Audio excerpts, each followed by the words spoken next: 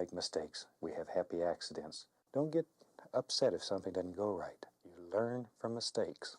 Son of a gun, and I have made more mistakes than everybody put together. Shake it off.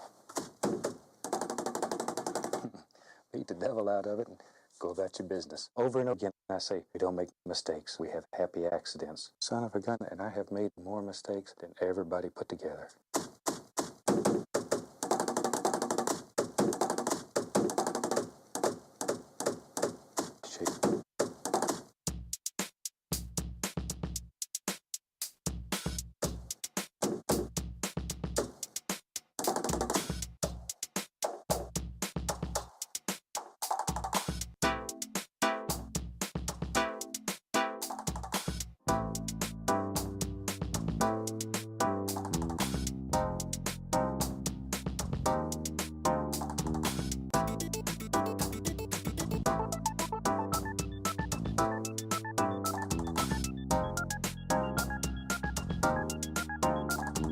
Over and over again.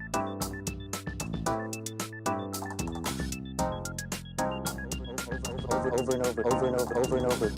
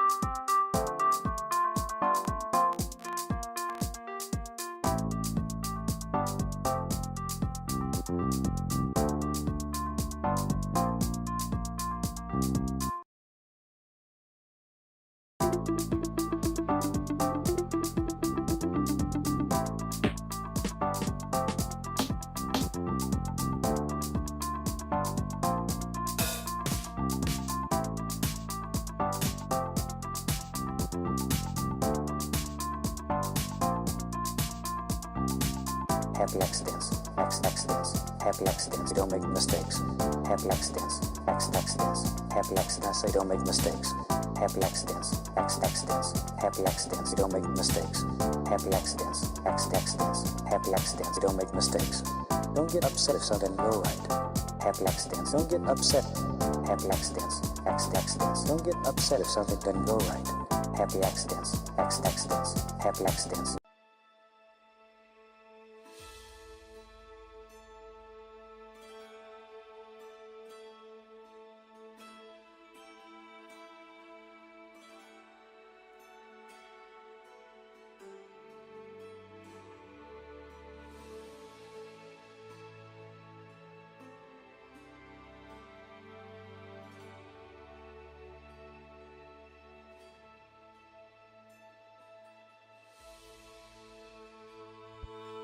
Hey, what's up? What's the color settings on this? Someone changed the settings. No. This is the look. Okay.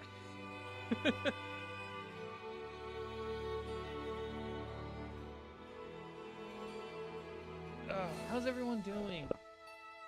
Bumping into the mic.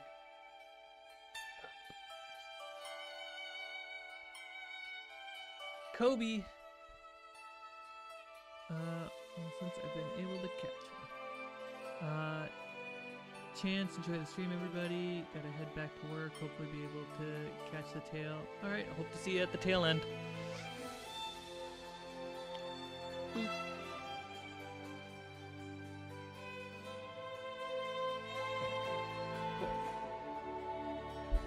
Alright, how am I looking? How am I sounding? Everything seems good to you guys?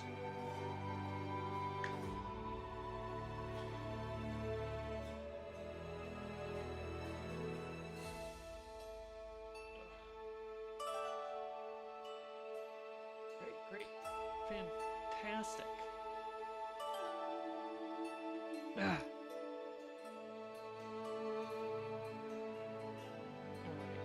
So, guys, we're gonna start today with the long lost, highly anticipated, never forgotten stairs.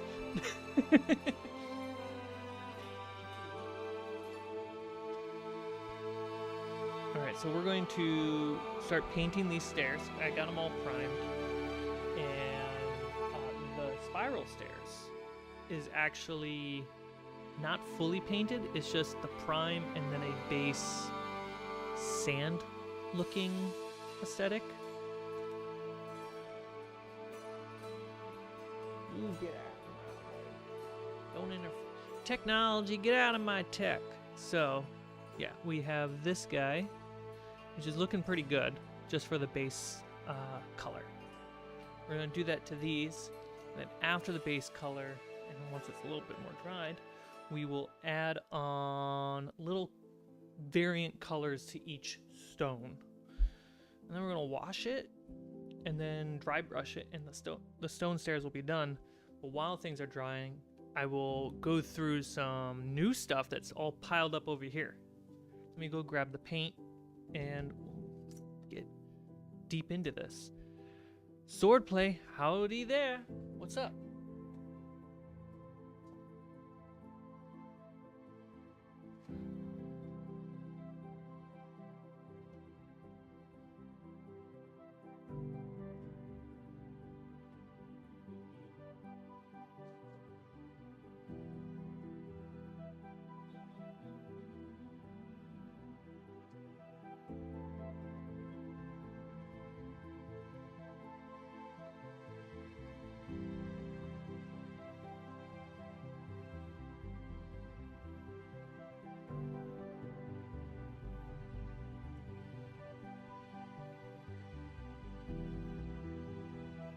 Let's shrink the mic here.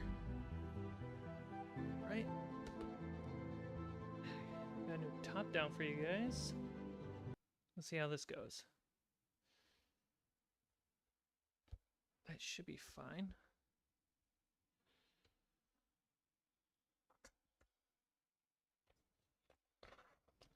Get rid of this. Get rid of these. Just have this.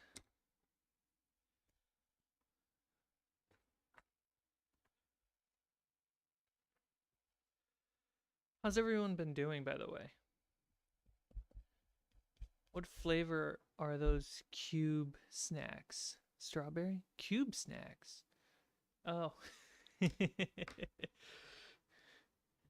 Speaking of snacks, thanks for Mark 1 on distraction.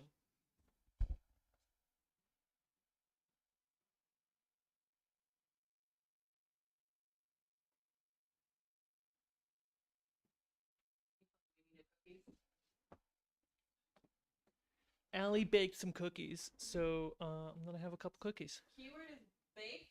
All I did was stick them in the oven. Sweet Lauren made them.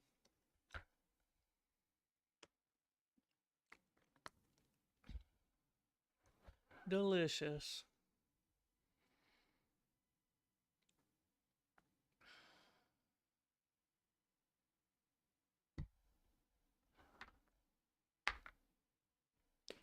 So we really just want to put I'm gonna put red in the color.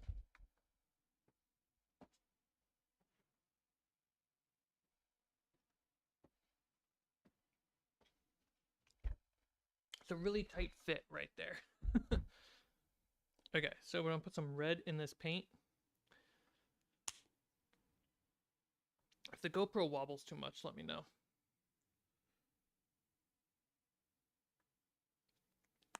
Just to try to get a little bit off the light sand and into more of the golden brown look. There we go.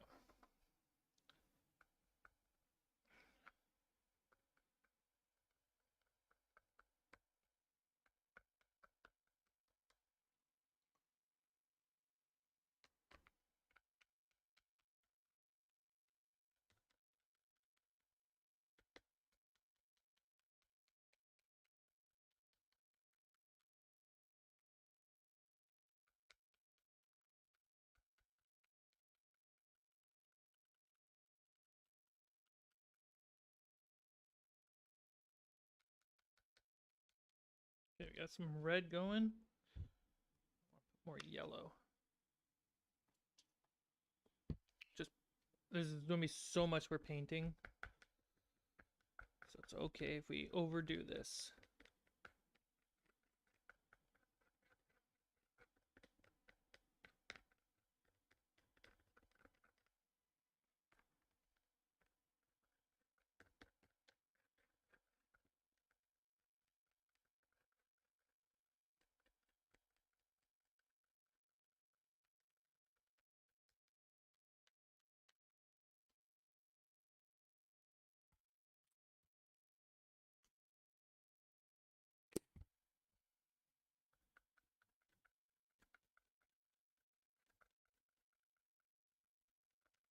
There it is.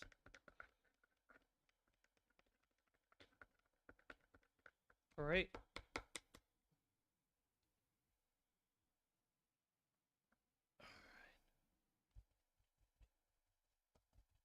Just get on the brush. Get the brush to bounce out of my hands. And here we go, guys.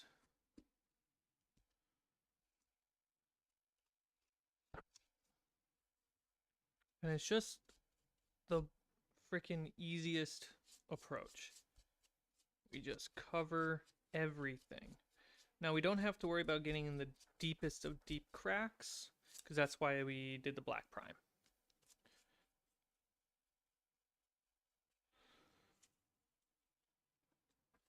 And there's going to be so many more layers coming that small inconsistencies will be covered or blended in with different looks.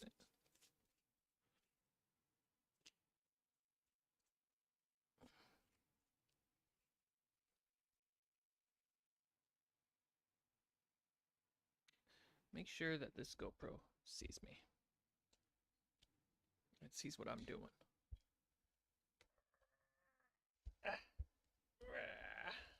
There we go.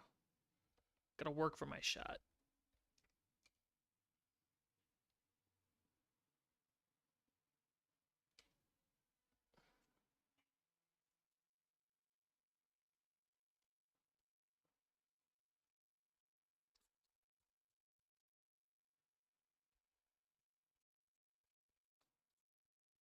Now my theory is, at the end of this, these stairs are going to be very much gray-ish. But I would like to have all these different colors underneath the brick. Because I'm feeling like the dry brush is going to be the gray.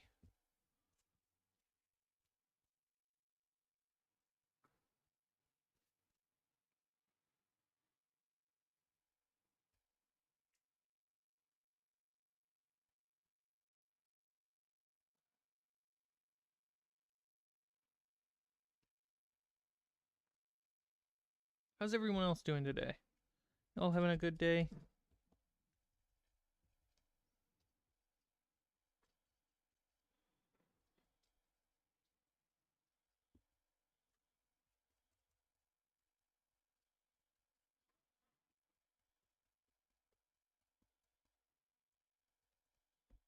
Cool.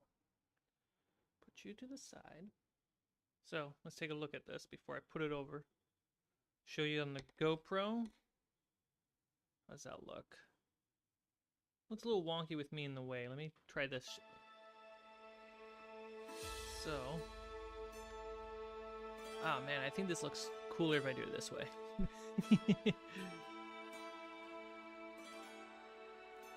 So you can see that there's some points where the paint doesn't hit, and that's totally okay.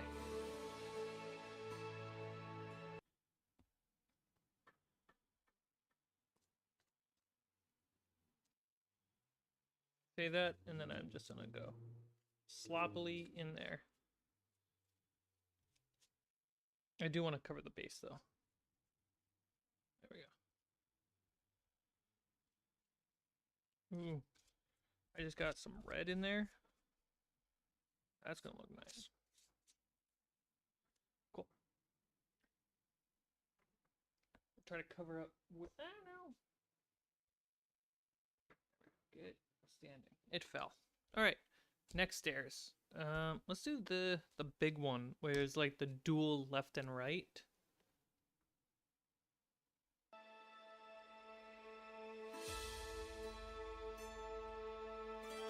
That way you could choose to go left or right on it.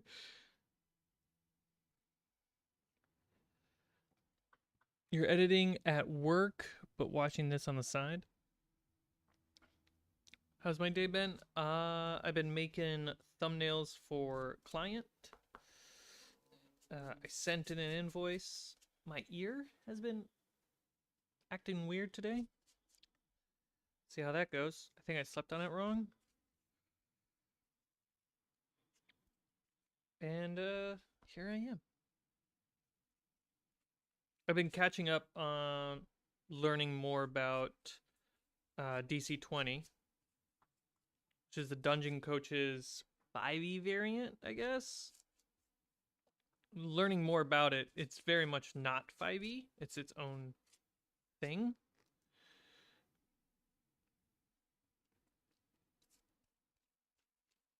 But it's a new D20 system that is extremely customizable and focused around teamwork. So, learning a little bit about that, seeing what I can take or if it's better than the game I'm playing right now.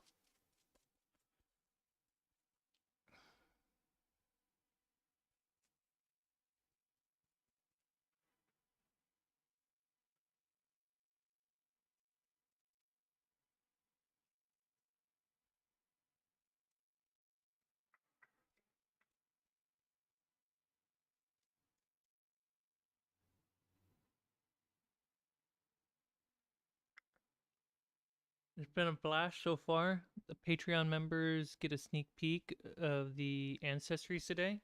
Ooh, that's cool. Does he have monsters and monster stats? Or like are they using 5e monsters? Since it's alpha, I don't expect him to have a whole monster list.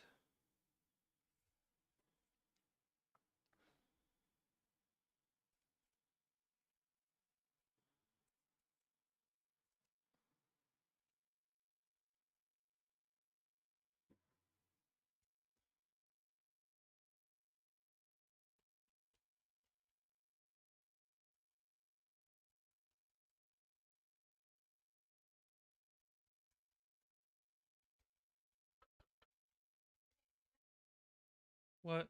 What's Trace's spell? Sniffing Halleck. He is cast when Trace is sniffing Hallig. He is casting.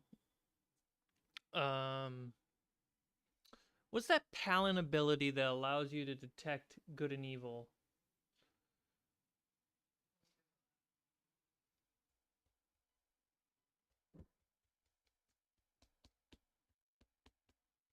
Evil awareness or something? Is it just detect good and evil? No, it's a specific paladin. Oh, divine sense. Divine sense.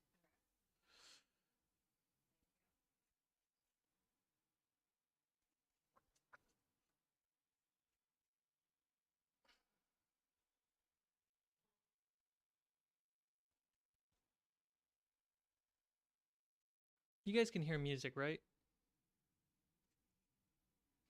This entire time. Can we test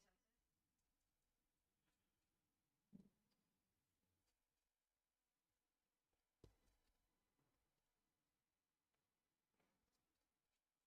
Cool. Put this to the side. Well, I keep forgetting. I should show you guys. There's no music. There's no music? This entire time, guys, you've been letting me rock this stream with no music?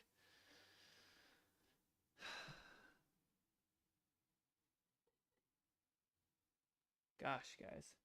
Trust. This stream is built off of trust. You're tearing this family apart. Is there supposed to be background music? Yes. I'm gonna go get the music.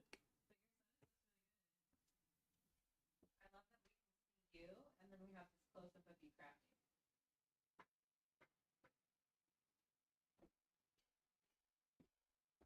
Is it this button?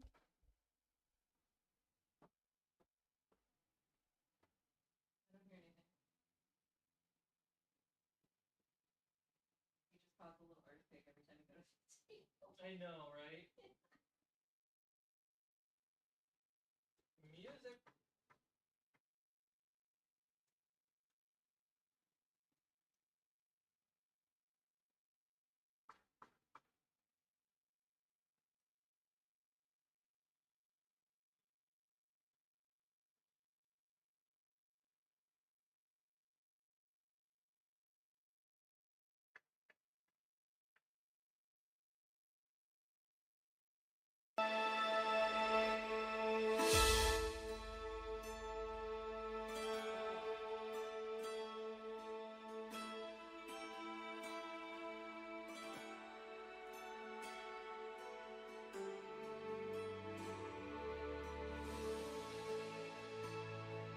Allie has another cookie right here for me, so now it's delicious. Mmm. I'm not too low. Thank you very much.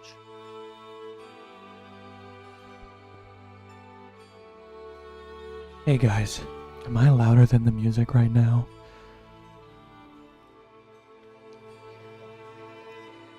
Oh. Okay,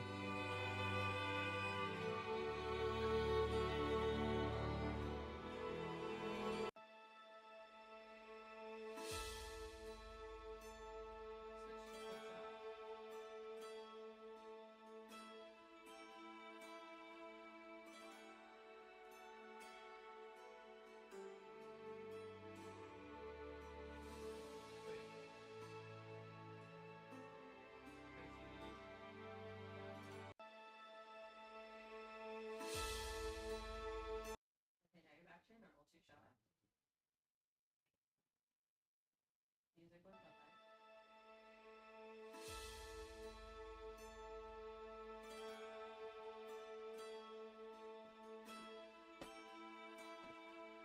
Yeah, now there's music on a bowl. Hey, there's music everywhere. Okay.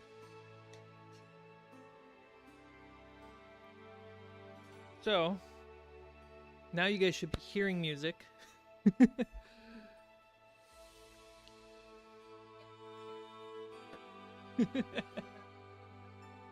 Oh yeah, I can go to the 2-shot. But I wanted to say, now we're going to get back to the stairs.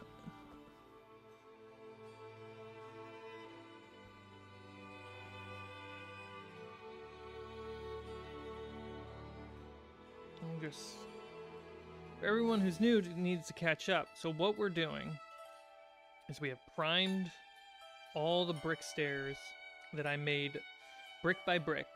I primed it black, and now we are adding a base golden sand color to the whole thing. And it doesn't have to be the world's greatest paint job, because we're doing many layers.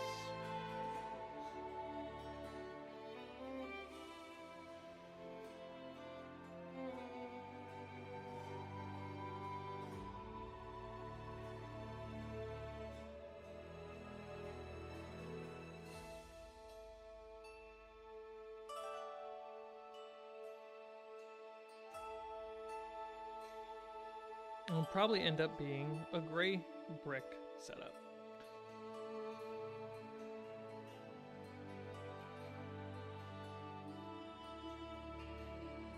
But I want all these unique colors underneath. Dude, I can't wait to show you guys what's gonna be on the stream right after this.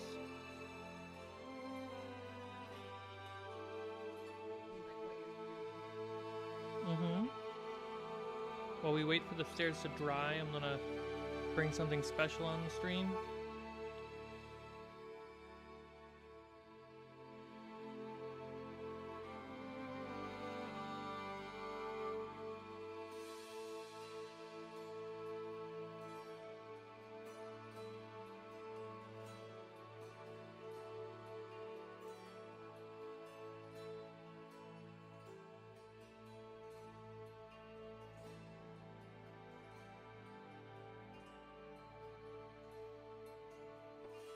Bump the mic. That's what I get for having everything so close.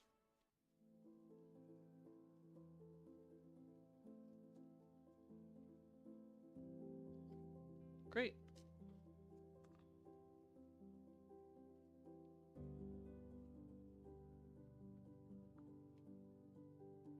Step 1 paint job.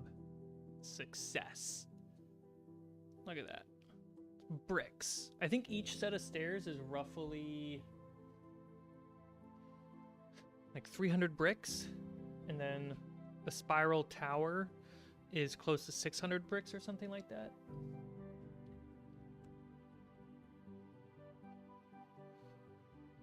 I'm building actual stairs in my house today. Well, how about that? Are you making them out of bricks? Because that'd be a really weird coincidence.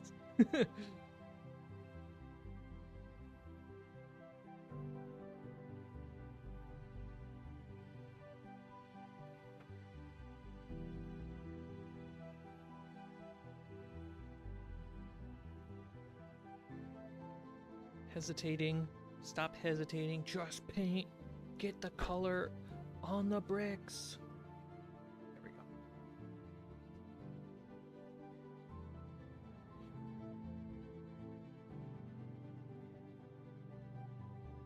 Gotta get that underbelly.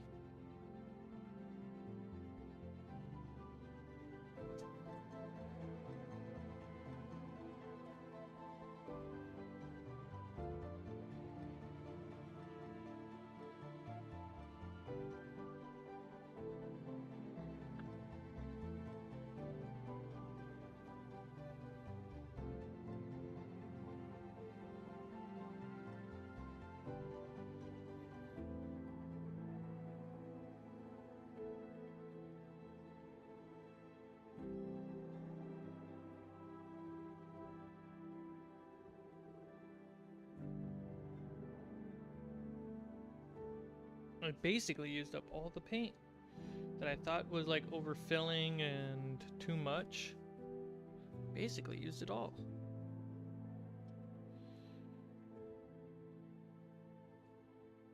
Alright, get down there. I know I'm shaking that GoPro a little bit too much. It's a consequence of having it mounted to the same table.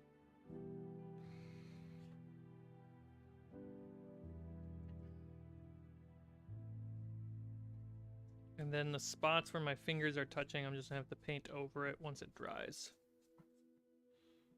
There we go. Just another set of brown, golden, yellow sand stairs. Perfect starting point for the best stair set I've ever had.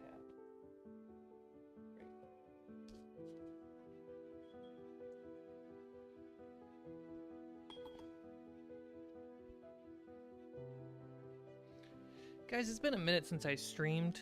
Make sure you hit the like button. It's been a minute. Let's see if we can do a little bit of a catch up. Curse of Amity Island, the actual play, where I DM and we played D&D. We just dropped episode 13. It's going well, it's going strong. We have played and shot 2 one-shots. We're prepping for the next one-shot.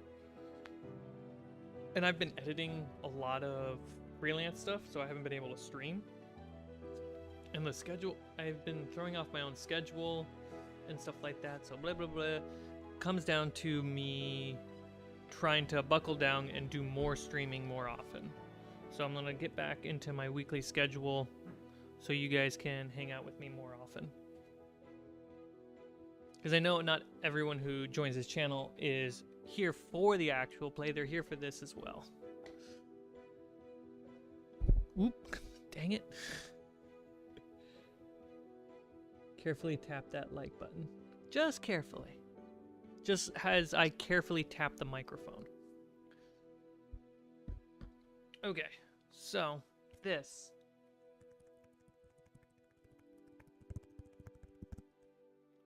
This is a piece of foam with little pieces of foam wrapped around it. On the other side is more foam, but not what you think it is. So this is a base terrain tile, basically. And it is a wooden floor with brick, very large brick, surrounding it. And the goal is to have this as a base floor for a building to go on top. And so when we play on this, the players can choose to go into the building. And we go in the building, and there's a combat initiates. We can actually just take the walls and the roof off with one grab, and we have a floor plan for the fight.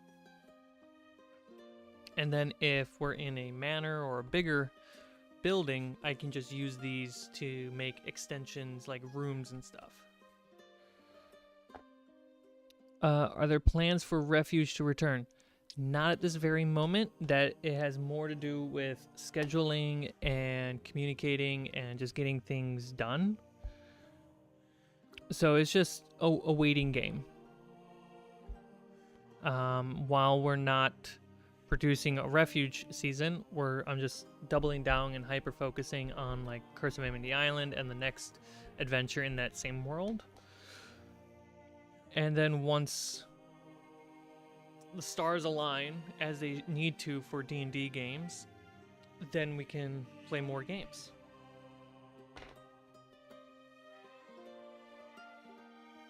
Alright, so we have this floor plan, which is pretty small. Like, it's not intended to be the biggest room. Dude, that guy went flying. Did he break? Technically, his fingers did break off. But, yeah, as you can tell, it's a small room. The bricks would represent the wall, where you can't move your mini, so you'd be over here. Let's see, it's about 4 by 6 inches. It's roughly about that, so it's not that big. And I am trying to build out the walls right now. So let's kind of get into some crafting mode as we wait for the paint to dry on the stairs.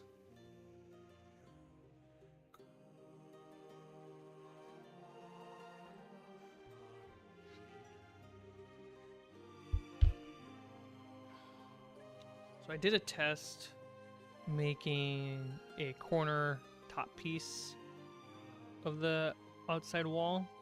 It's probably gonna sit like somewhere right here. Like that.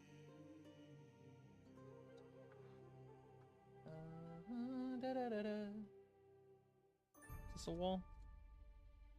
That is a wall. Alright. I need to get my wood.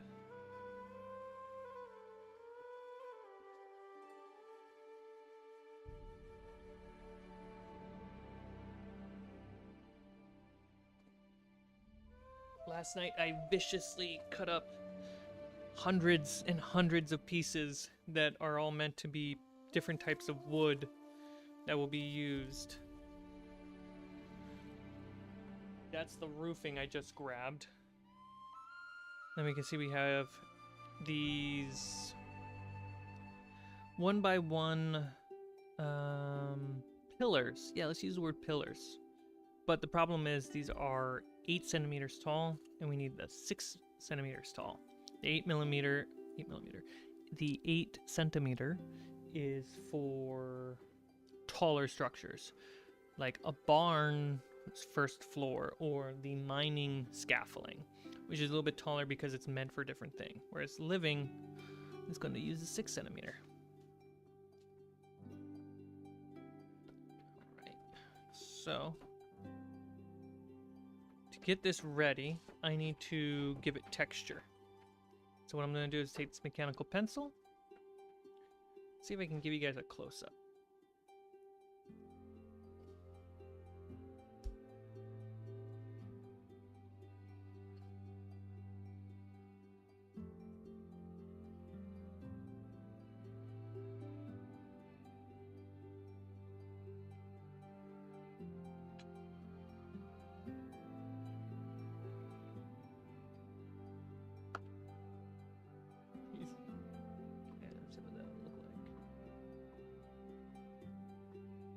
Yeah, that's fine. Any tips and tricks for traveling? Have a campaign planned with a lot of travel time? I'm trying to make it fun and meaningful. Yeah, I do actually. Let's see if I can remember it from the top of my head.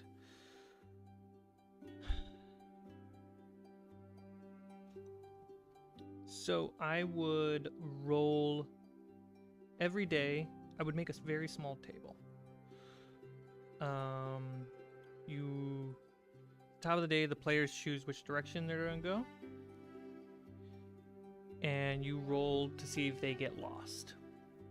On that same table, put like a natural one or another thing equals they bump into a monster. If they're on the road, they get to roll with advantage. What's wrong? Self-highlights on his whiskers. He got in your paint. My cat got in my paint. I was like, why are his whiskers like this golden hue?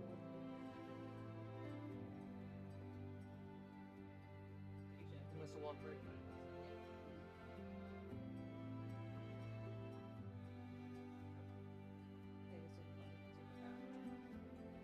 There you go. My cat had paint on it. Yeah, you got some highlights. So the players roll a d20 at the top of the day to see if they get lost. They could bump into a monster on that table. They can lose a day of travel. So it takes an extra day longer. They can gain a day, so they get there faster, right? So if they're on the road, I would just do the losing a day into they gain a day, because the road is pretty obvious. But if they're not on the road, I would have that chance of going slower. And then if they bump into a monster, I would have everybody not just roll initiative, but I would have them roll a oh man, I built a whole thing for this. Yeah, I made a whole thing. Here, let me see if I can bring it up on my phone. Like, I genuinely believe this will help you, because it's a system from 2nd edition that I kind of like forced into 5e and adjusted it to make sense.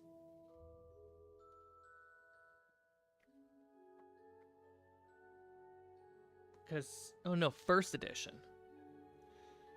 Time and travel tracker. Is it this? How many days of travel before traveling? Okay, yeah, this is it. All right, here we go. So, you and your players are traveling, and you guys are going to do travel time. So, I would say, first I need to ask, do you know how long it's going to take the party in general? That's an important thing. Large parties travel slower. +1 day for every PC, +1 day for every NPC, like a hireling. +1 day for every beast or mount. +1 day for every vehicle or cart.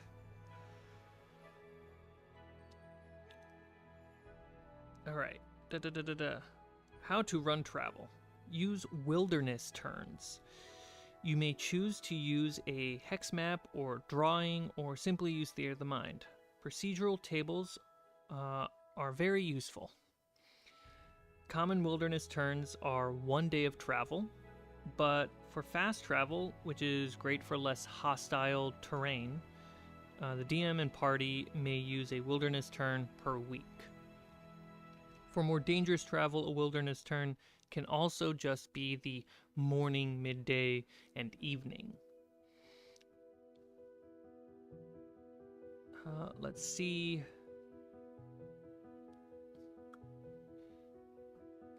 Before traveling, of the day, so the top of the day. This is how the wilderness turns go. The party decides which direction they should go. I would typically say they should pick like a compass direction, north, south, east, west, or pick a location that they're going to, like they know the city, or a landmark if they're not sure where they're going. That just helps make sure everyone's on the same page where they're going and making sure that they're staying aware of the game.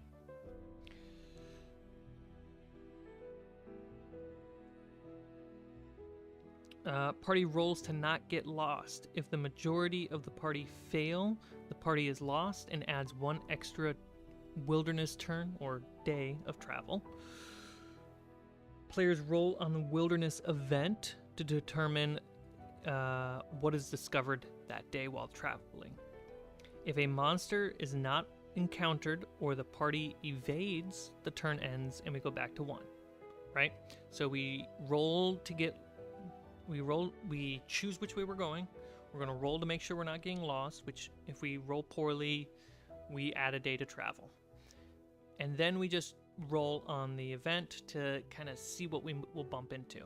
And I really want to flesh out these tables because I have a lot of stuff. You can add like ruins, you can add camps, you can add caves, add elements, different fortresses, things that can add to the world building, but you can also add things to these tables that hint the plot to come. So let's say where they're going, the big bad is a lich or overlord vampire, like something super undead. You can have one of the events that they roll on the table to bump into is they come across a desolated campsite where if it's a vampire, you see like bite marks on the neck, hinting at the dread that's coming. Now, when you roll on the wilderness event, if you roll on a monster, everyone rolls an initiative and combat begins. If a majority of the party roll lower than 10, or a single player rolls a natural 1 on the initiative, the party is surprised by the monster and loses the first round of combat. So the concept is they weren't aware enough while traveling and a monster spooked them.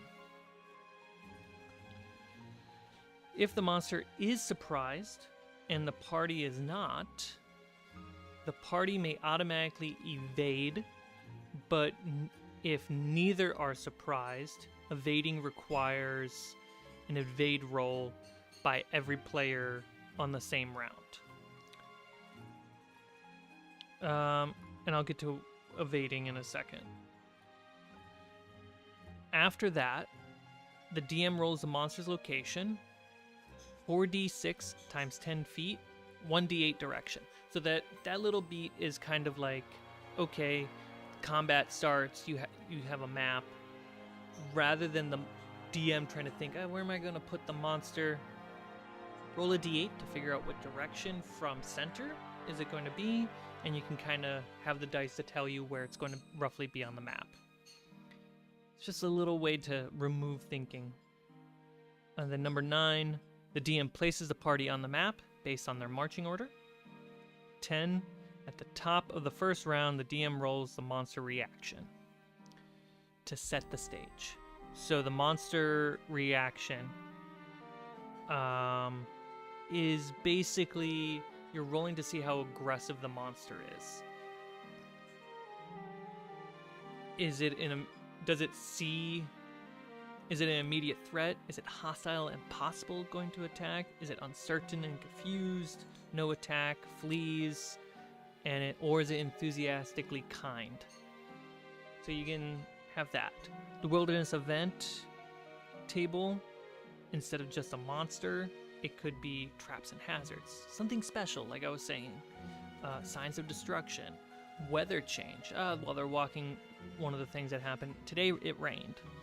And everyone roll a Constitution saving throw to see if the weather gets you sick or not. a specific location that you pass by, or other pilgrims walking by. The evading concept is an opposing role between the evading party and the pursuing party. Basically, it's a stealth check. If the party surprises a monster on the road, the party can just automatically say, we sneak by, we don't interfere with the giant owl bear.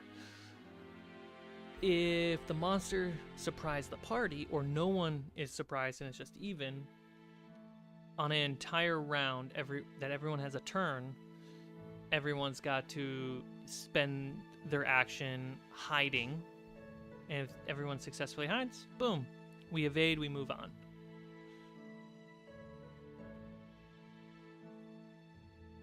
What are we talking about? Traveling rules? That's right, Kobe.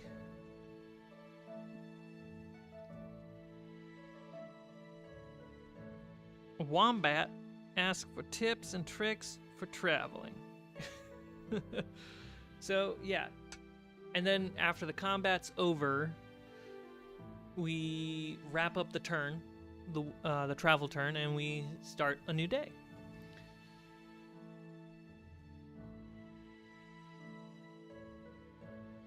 Alright, so I am drawing grain on this to create wood.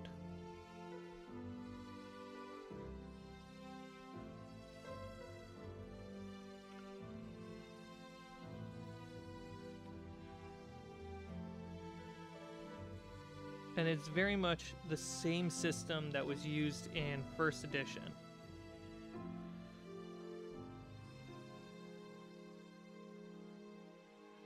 And I kind of modified it to make sure that it uses a lot of 5e systems, and that it flows well. Like, evade the monster in the wilderness, everyone just has to roll stealth. If you guys don't want to fight this owlbear, but it surprised you on the walk, well, everyone's got to roll stealth.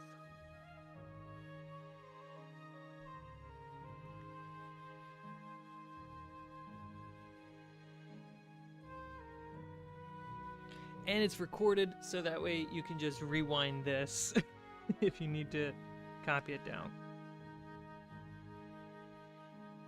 I can also, later today, double check the rules that I have written down and drop them off in the homebrew channels on the Discord. If that's way easier.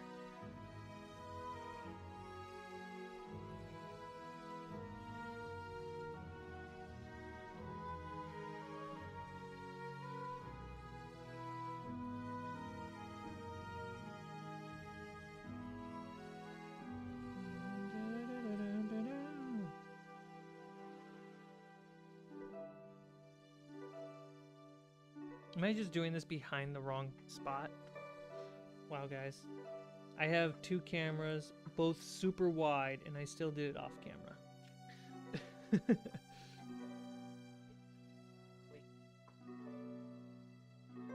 Specifically, placement and enemy. Any links to the charts by any chance? No, because the tables I wrote up. Sorry. Here, I'll just list them off, and you can always rewind. So, monster reaction, 2d6. On a 2, immediate attack. On a 3 to 5, hostile, possibly attack. 6 to 8, uncertain and confused. 9 to 11, no attack, it flees on its turn. 12, enthusiastic kindness. Wilderness event, 1d8. 1 through 2, it's a monster. 3, traps and hazards, which can be environmental hazards, or it can be actual traps made by people or monsters. 4, it's a special. Come up with something. 5, signs of destruction. 6, weather change. 7, a location, something unique to the world building. Maybe they see a wizard's tower in the distance. They see a statue of an old king. or a place to camp. Number 8 on the wilderness event is pilgrims. People traveling, good, bad, neutral, whatever. It gives life to the road.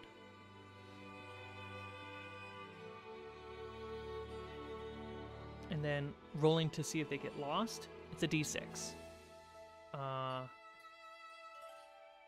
The DC of getting lost in grassy rivers and roads, hills and sea is a 1. The DC to get lost in a forest or a mountain is a DC 1 or 2. For swamps, deserts, and Arctic, 1, 2, and 3. And getting lost just means it's an extra day on travel. There you go. So you could change a bunch of this stuff to fit. I do have some like evading bonuses and stuff like that, which not really that important. It's a little too nitty gritty. But yeah, that can kind of just, I think that does a lot.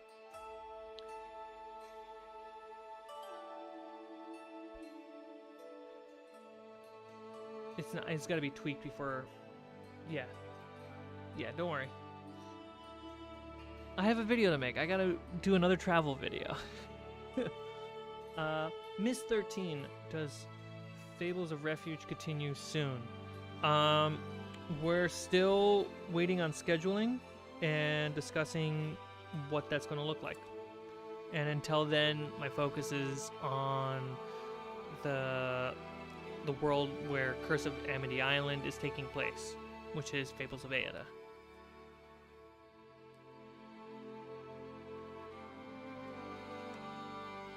It's very much, you know, one of the hardest things about D&D is getting schedules to line up.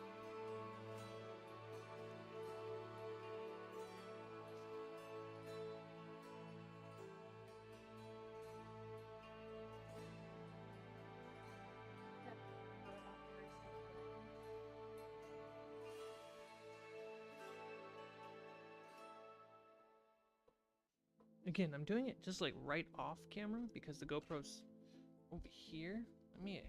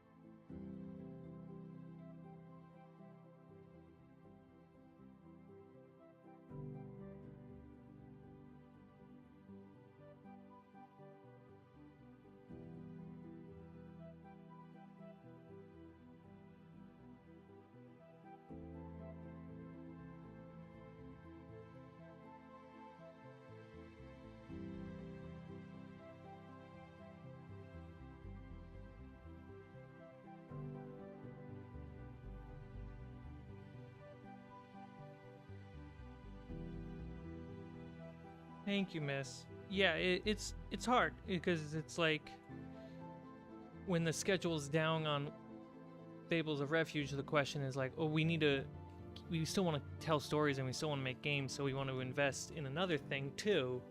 But then when we're doing one thing, it then takes away time to plan for another thing, and then when we can plan for that thing, that takes away from another, and it's just it's a balancing act.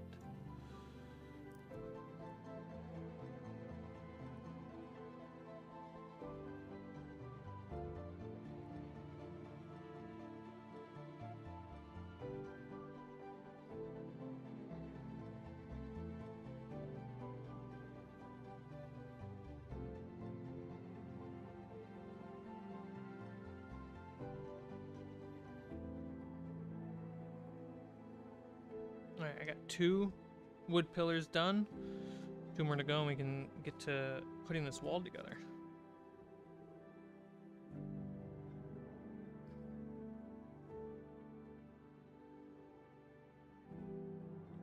And it's not straight lines. Get a little curvy in there. It's just naturally following the grain. and it just looks more like wood that way.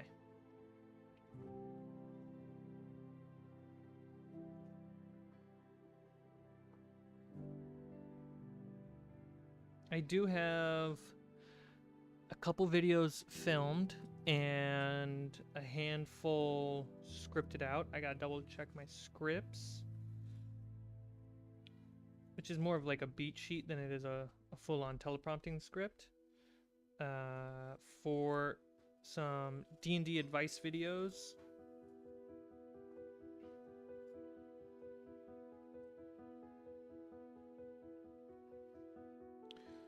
Something I want to try to do is get, like, my goal is 12 to 24 videos written and filmed, all in a bulk. And then I can schedule them for 1 to 2 videos a month ahead. Let's say I only do 12, then I'll schedule 6 months in advance, right? And that way, rather than waiting on me to be inspired, I have a schedule of videos that are coming out while I have to worry about writing, versus doing one video, then what's the next video, one video, what's the next video, which is pretty stressful. And then on the tip of these pillars, by the way, I am just doing cross hatchet back and forth, and it looks pretty good.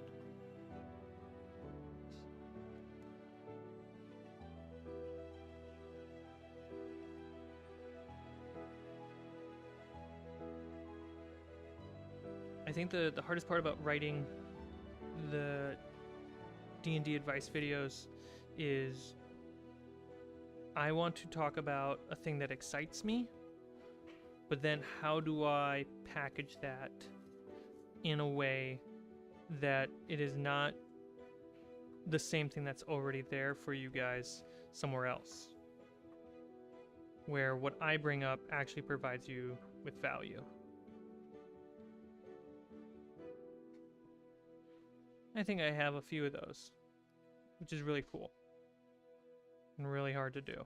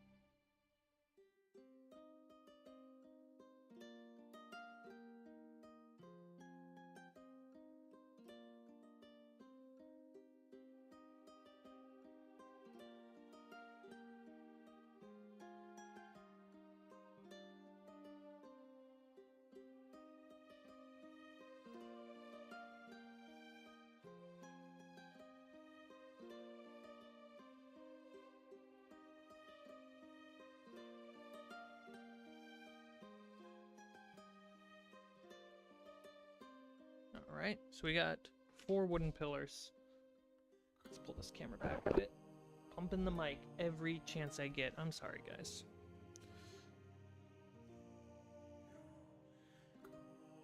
How's that? Ooh, my cookie.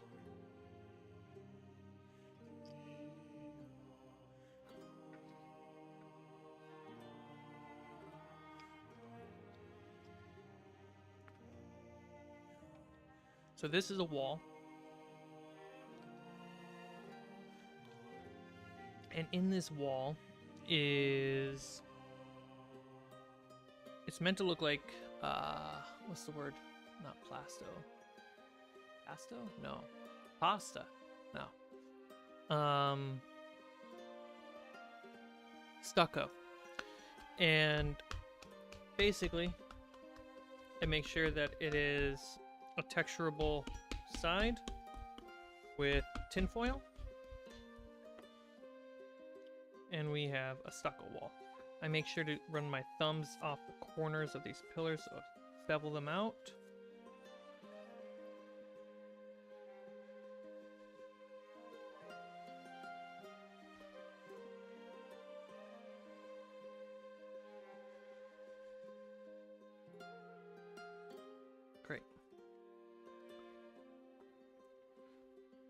So we want to glue things together. Should I glue the... I should glue the wall together, and then what I want to do is make sure that a magnet can connect these two together. So, where's my palette? There's my palette.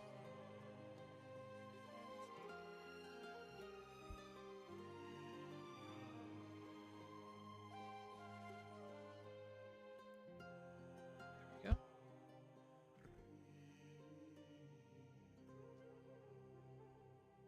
I don't want to go directly in the middle. I actually want to line up with the inside.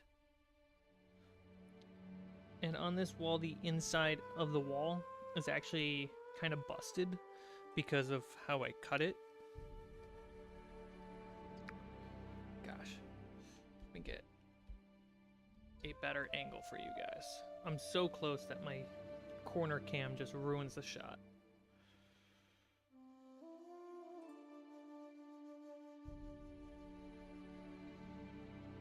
And then I'm basing off a delay versus actually looking at the real shot.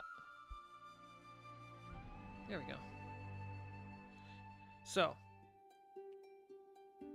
we have that. Let's get the other side glued.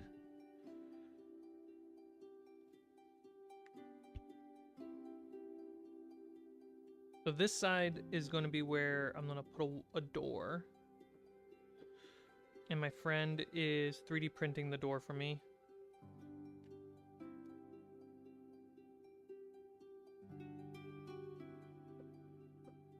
There we go. So it'll look like this.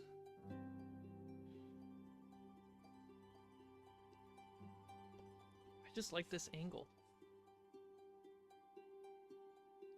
Boop. Just like that.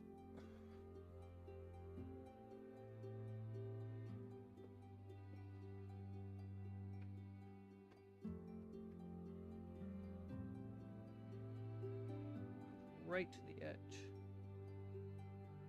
Let's make sure this doesn't fall over. Okay. I just started playing D&D with my friends a few months ago, and seeing you guys play really helps me understand everything and play better myself. That's awesome. Make sure you're checking out also Curse of Amity Island, because it's a completely different game and group of people, which makes the style of play different too. So you can actually, I would say you don't want to always just watch one adventure. You want to learn from how different people are interacting differently with different people, because it teaches you more faster.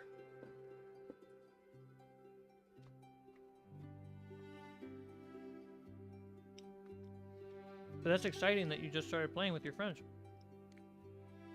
Are you playing online or are you playing in person?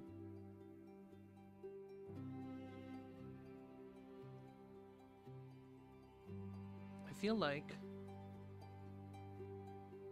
Okay, this will work. I want to figure out where the magnets are going to go.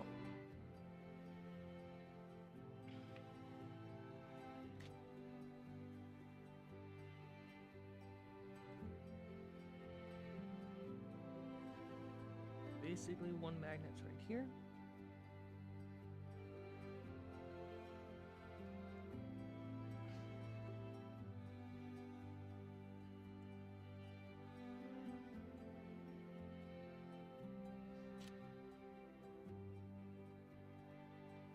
Yeah, the other magnet goes right here. Use this wall to go over here.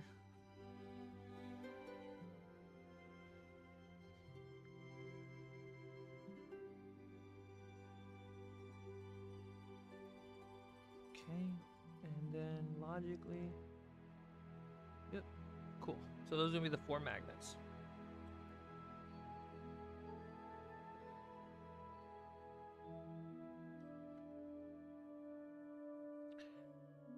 I mean, it's a very time-consuming game. That's rough. Sneaky, have you considered checking out your local game store and seeing if there's other people there? Put a wanted poster, decorate it as if it's in old fantasy time, and be like, players wanted.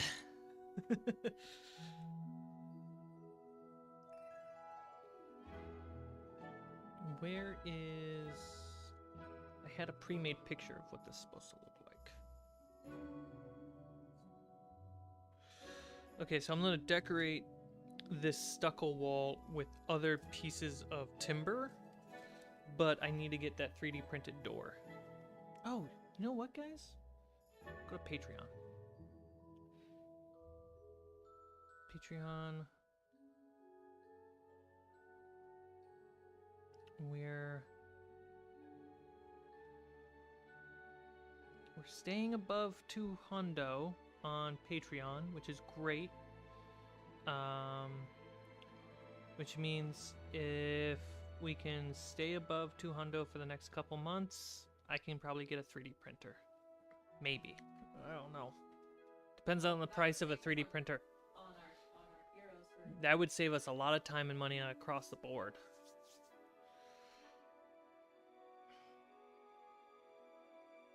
Okay, the other wall though, so this is gonna be the door wall where I put a door on it. The plan is for the other side to actually be a window wall. And last night,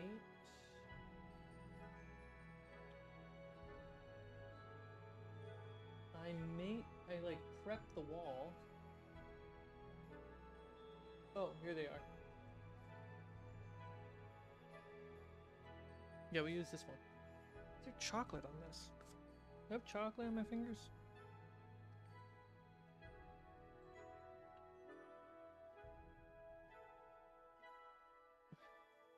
We play in person. Just finished Refuge today. That's amazing. That explains why you're asking. She said finding good dates is hard. It is very hard. So we can only play once a month. Playing in person is a lot of fun.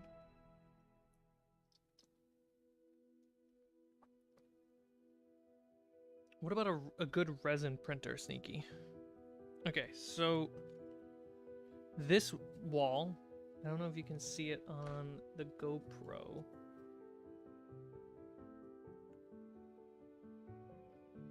Let's find out. No, it's actually really hard. Okay. So, you can kind of see that I have pinholed a few little spots on here. And that's me using my little tracer so that way I can cut out my window.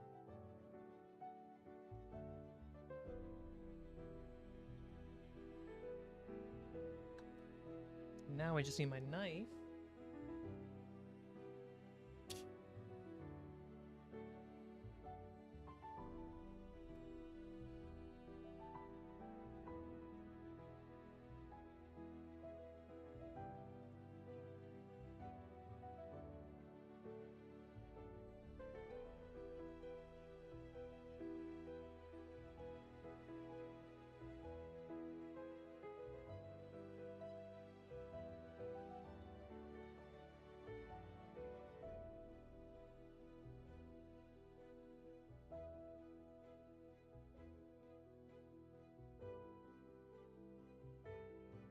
And there's going to be timber around the window, so any mistakes I have on the edges is going to get covered. But also, just like this big mistake, also this is the inside where we'll never really see.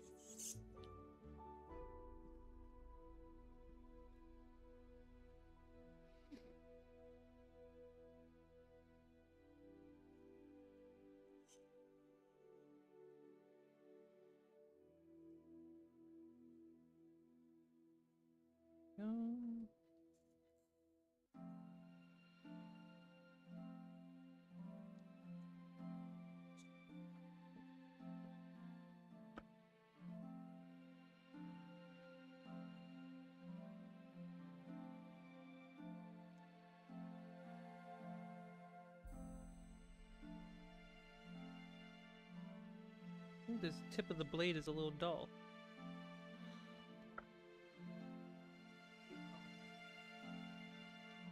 Use a cutting board. Yeah, I should.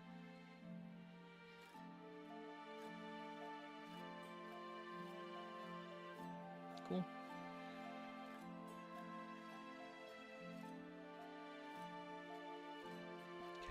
So now I will take this tinfoil and turn this into stucco.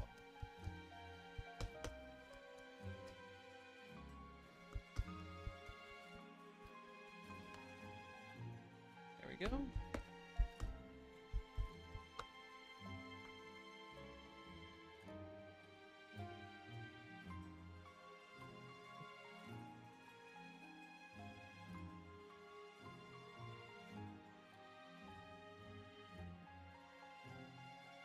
Centimeter by 6. And yeah, makes sense. Okay.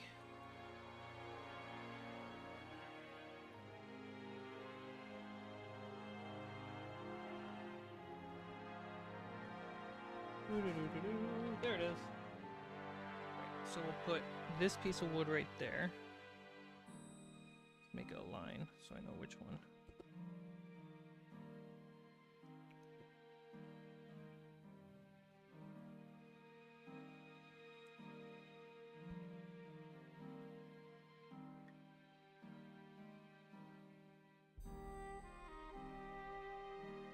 It's Taco.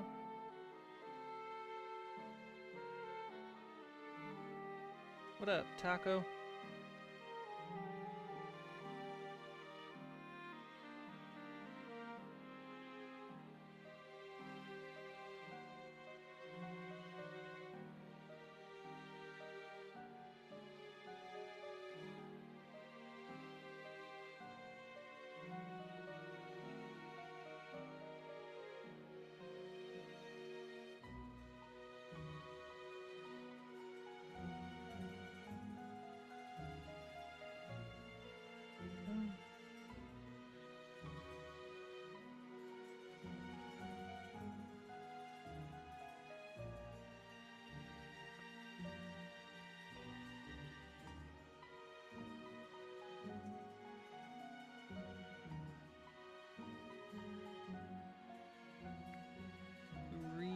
Centimeters.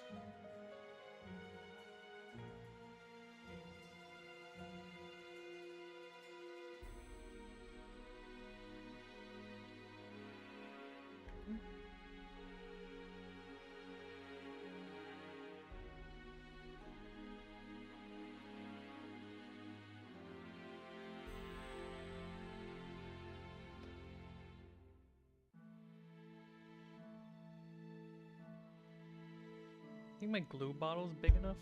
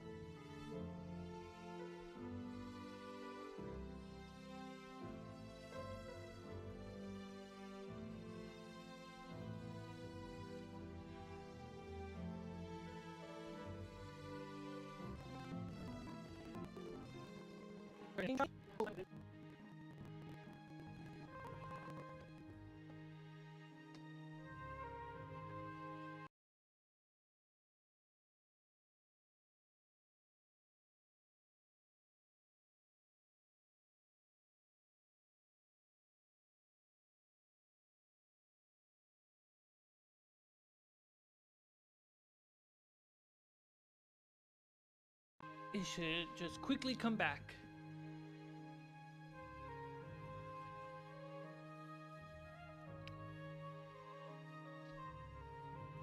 Okay, and then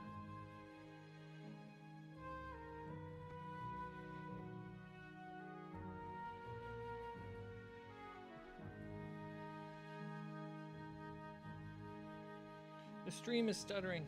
It's my laptop. Hang on, guys. Give it a second. It'll catch up.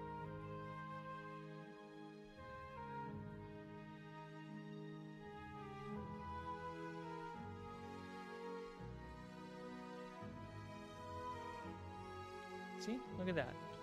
I forgot to plug in the power to my laptop. Stig! So for this, I want...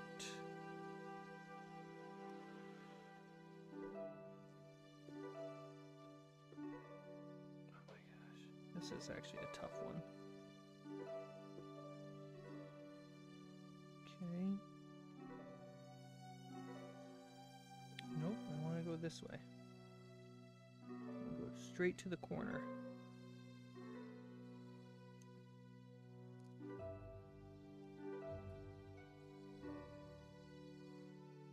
Okay.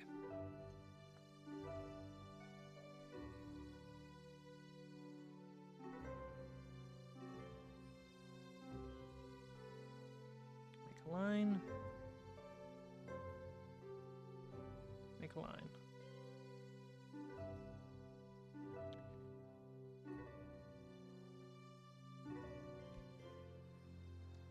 Here, come. Come here, GoPro. See what I do. Very detailed work.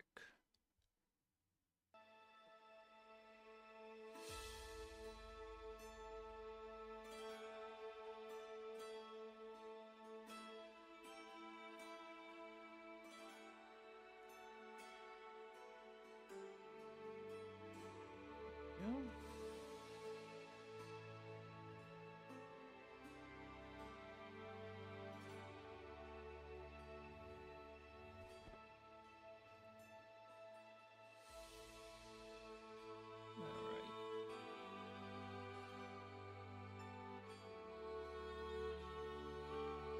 Go. Now what should work is me putting this right here. It's off. Dang it. Alright, let's try again. Okay, and you do the math correctly. Come here, my little template.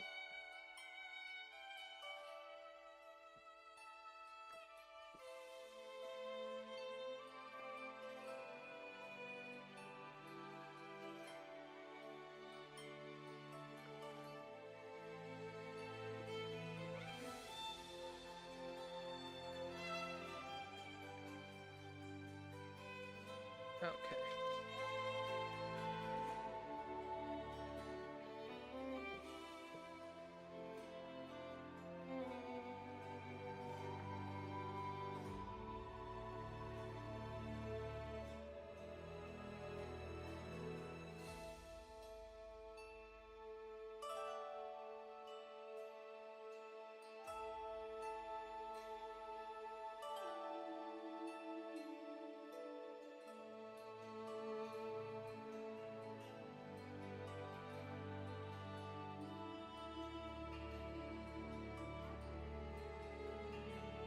Tip, cut one side, install, then cut other. No!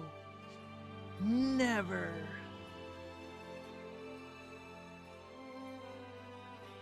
Why would I ever do it that way? That's way too logical.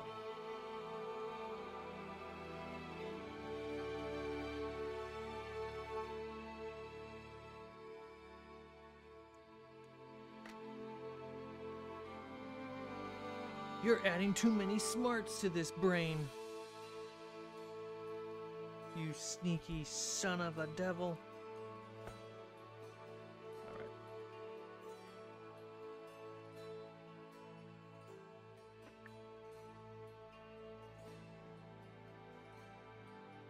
Why did we do this?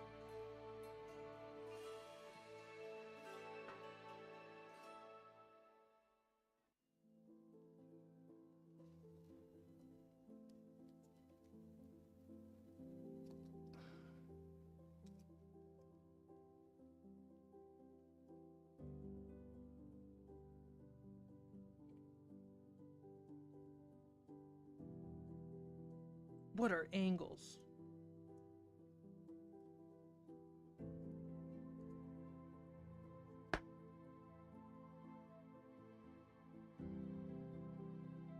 Ta-da! I did it.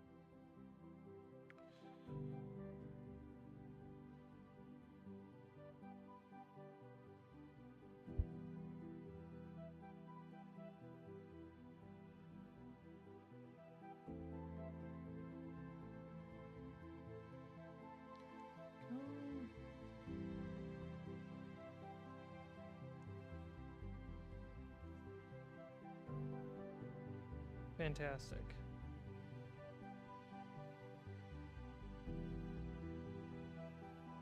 Now we gotta do it the other side. Yay!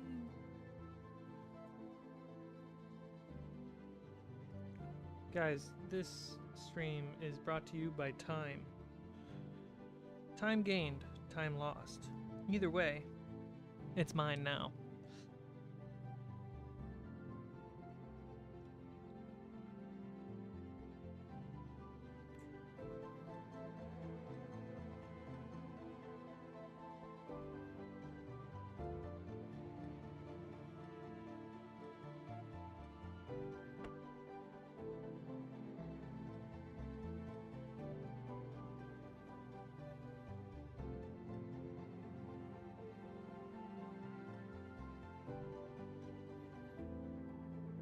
Okay, so that was pretty much spot on.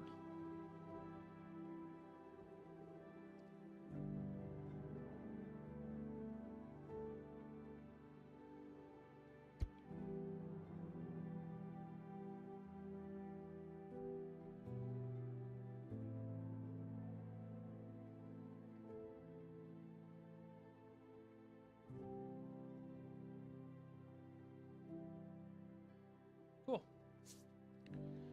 All right, so let's switch to full. So this is what we're left with currently. There we go. So we have a stucco wall, and now I just have to texture the planks to be wood. Look at me, I'm right there in the middle.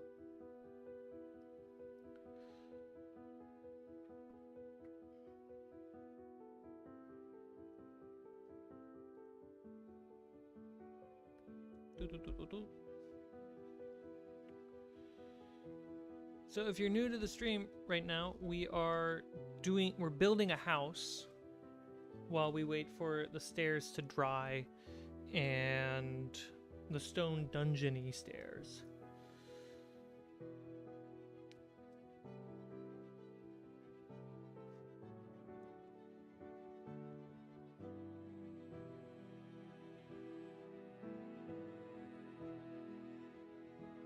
Watch the 3D printed windows that I am getting. They don't fit in here. I'd be so upset. Basically, would have to start over.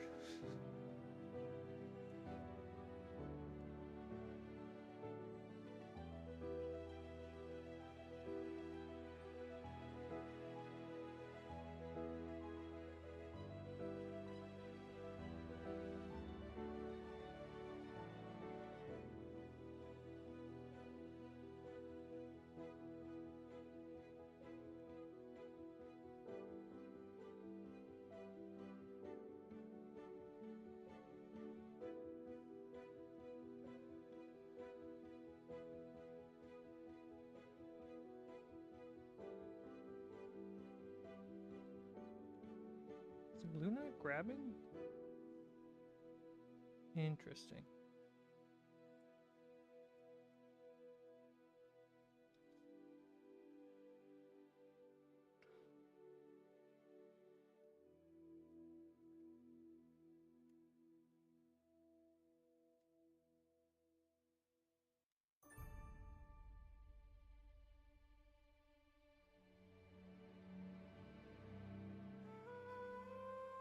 It is a little warped.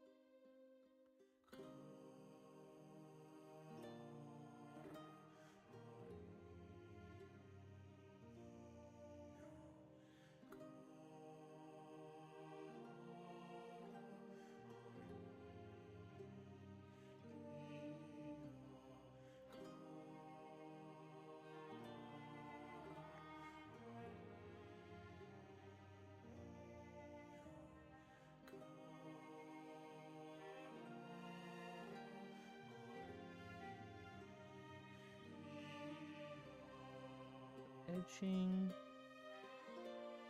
There we go. I don't think texturing the wood after it glues on is smart. I think next time I'm gonna texture it before putting it on. I really wanted to try doing it this way to see what it would feel like. And it's not great.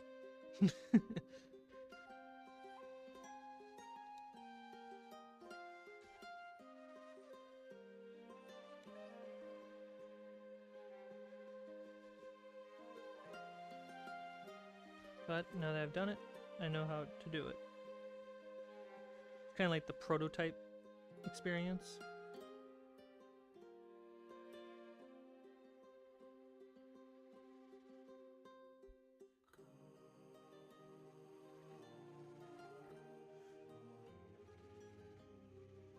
There we go.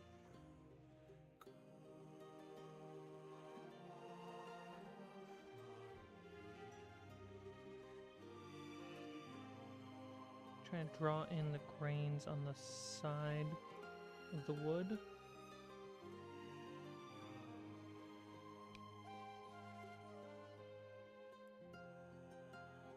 Oh. Definitely hard to do when the paint's wet. Not the paint, sorry, the glue.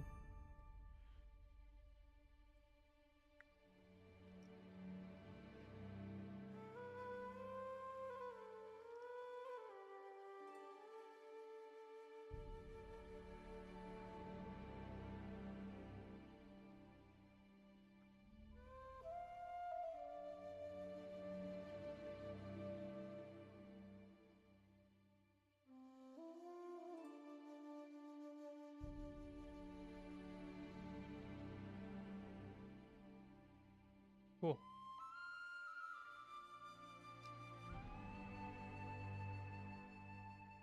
Then I will bevel the edges of the wood.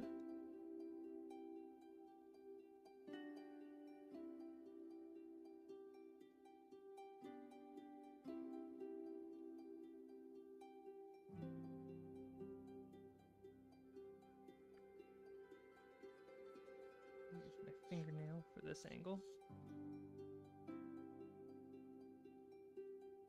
Cool.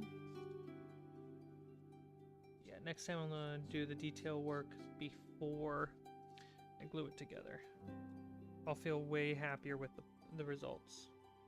Just the subtle, small stuff that only I notice.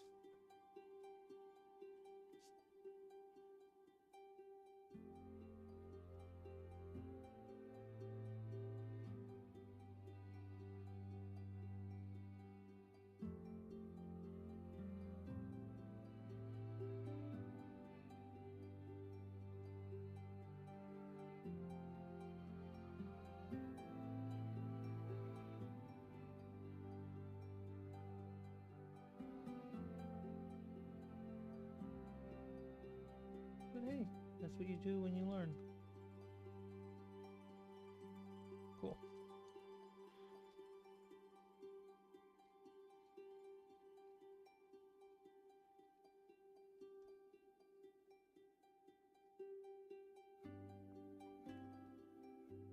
Great.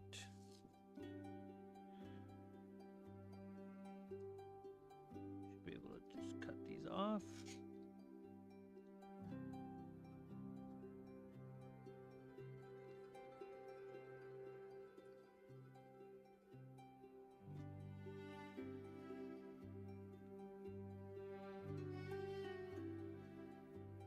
Again, new blade. I thought this blade would be great, but it's got a big lip on the bottom, which throws off the angle I can cut at.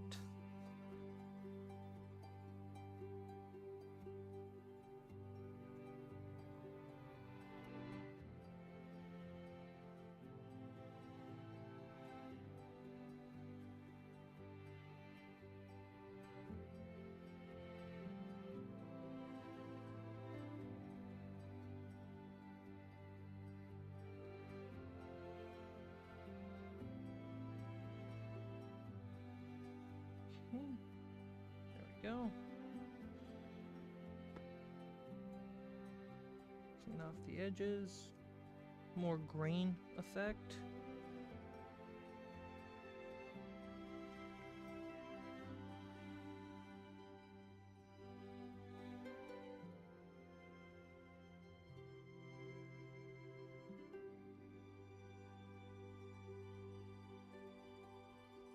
Cool.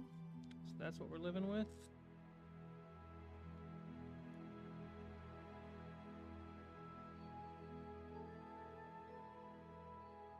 Put some glue on the edges so we can attach those beams.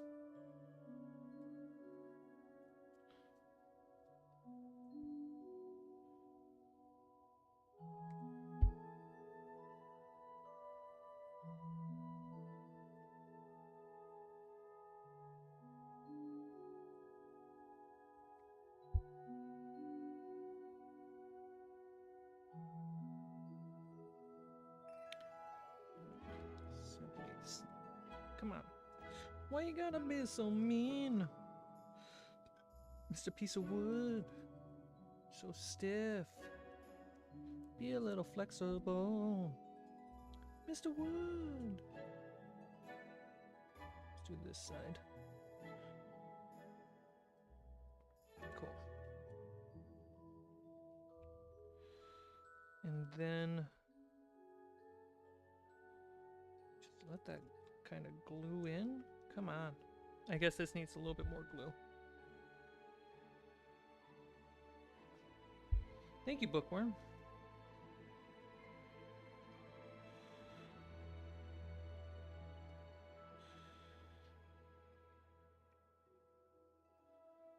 Put a little bit more glue on this.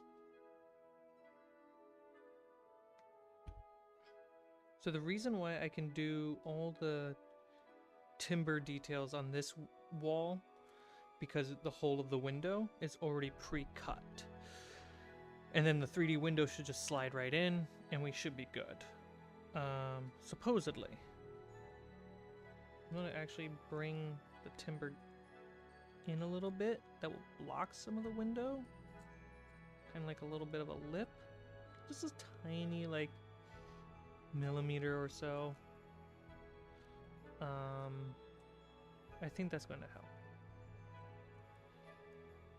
There we go. And then I'll slide the window in on the back side and then glue it on that. Is that English? My brain. Glue it on that side. Come on, finish your words. So yeah, the door on the other hand, I'm not cutting a hole. The door, I'm just going to glue right on it and then build the timber around it, which is pretty much the same design, but it's all based on where the door goes.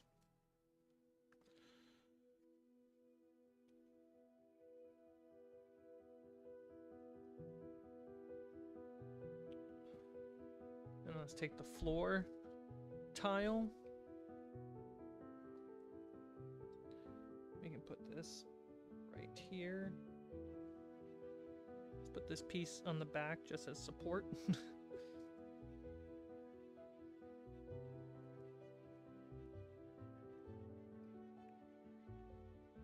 There we go. And I want to make sure I'm in frame for this GoPro and I'm not looking at the shot. There we go.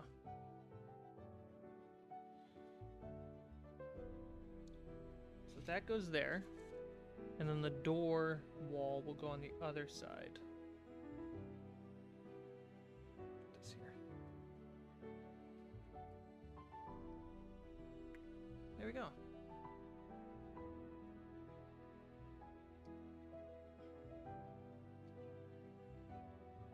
Come on, camera. All you gotta do is rotate. Dang it. Dang it. I'm ruining everything, guys. I need to give up.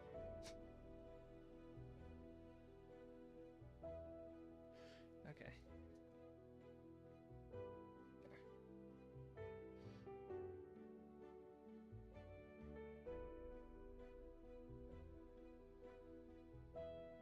So yeah, that's basically the wall.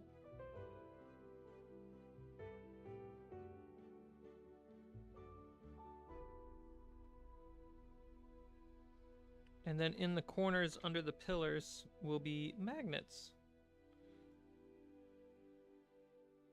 So if I line it up to the table, it's flat. If I line it up to this, it's not so flat. What did I do wrong?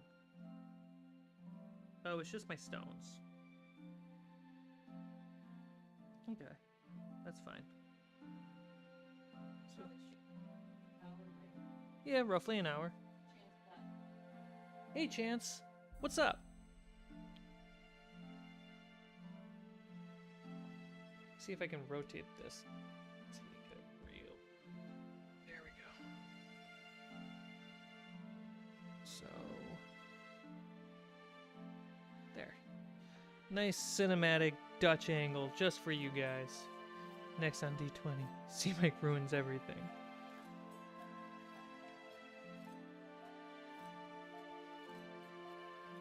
I mean, if it's going to happen, that's how it's going to happen. Sean, you're not wrong.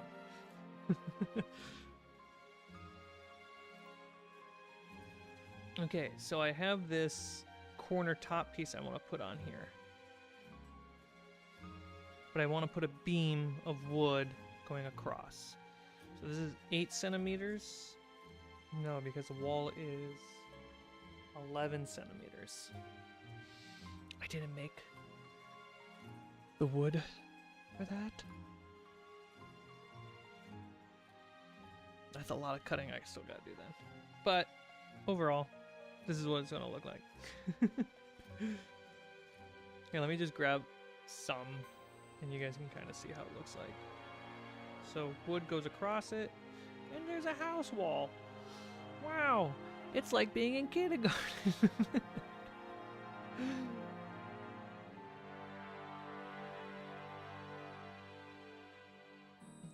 How big is the delay? Well, it's not that bad.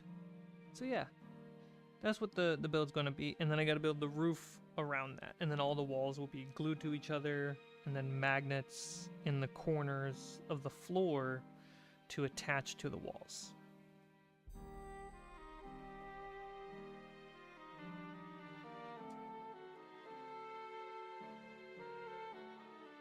And then I gotta build like 3 more houses.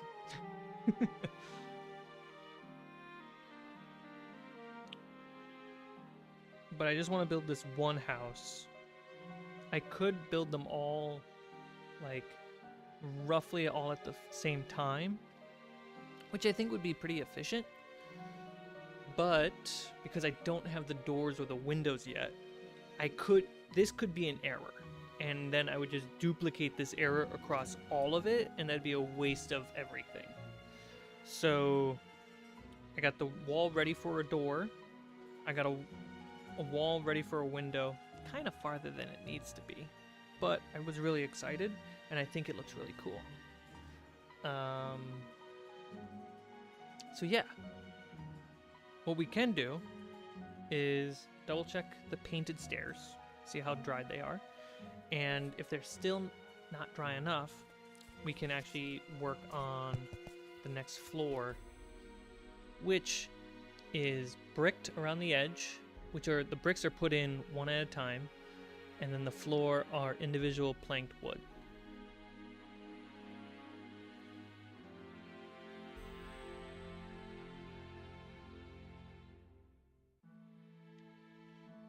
I can cut out a bunch of triangles though.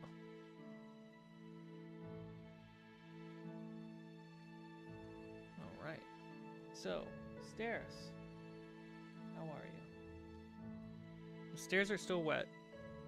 They're pretty close to drying. I think in like an hour or so they'll be dry. So, yeah, so these brick stairs, I put in every single brick myself, which is why it's wonky looking.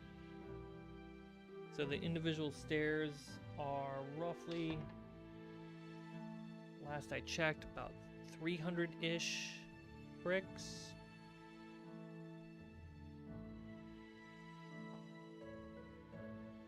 Whereas the spiral stairs is around 600 bricks.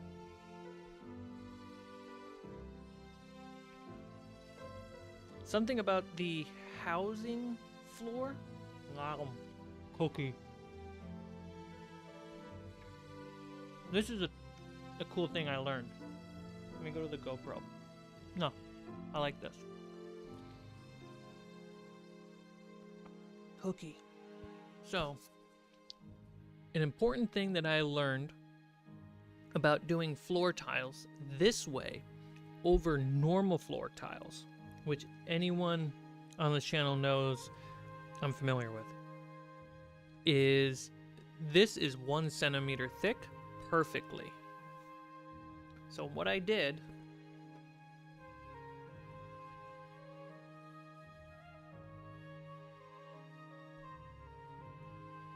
here we go, here's one.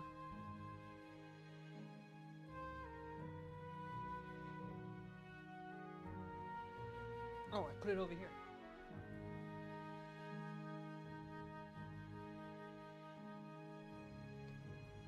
Okay, sweet. So this is my original one, and this is the one I'm using. The difference is this is smaller and fits the pieces I want to do. This is just a bit too big, so I'm pretty much never going to use this. I am going to use this to test paint though, and test the magnets. So how I made this perfect 1 centimeter thick base, which allows me to keep all the math correctly, is this. Kind of see it? Do you see what I'm showing you? What if I show you this way? This is a 1 centimeter piece, and I simply just cut the top off to then cut this down into all the planks, which then I will glue back on top.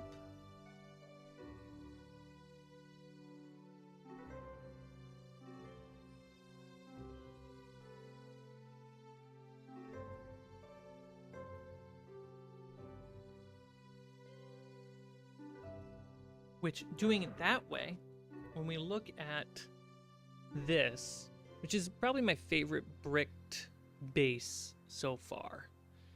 It is really messy and sloppy, individual bricks laid in, and it's really cool looking. But it's just super flat and whatever, which is fine. It looks cool.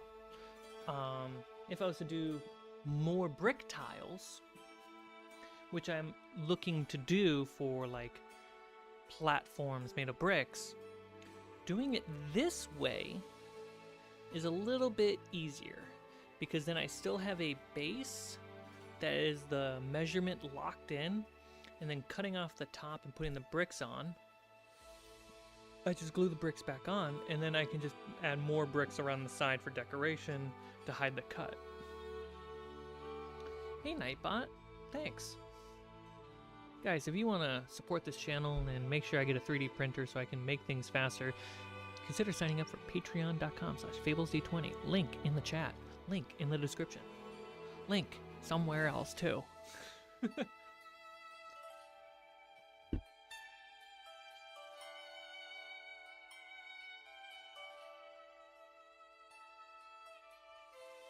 It's innovation. Chance. Every chance possible, I get smarter, I get stronger, I am a Super Saiyan. But this camera never knows how to stay in focus, let's be honest. Yeah, this isn't more in focus. Get out of here. Focus on me. I want to be the center of focus.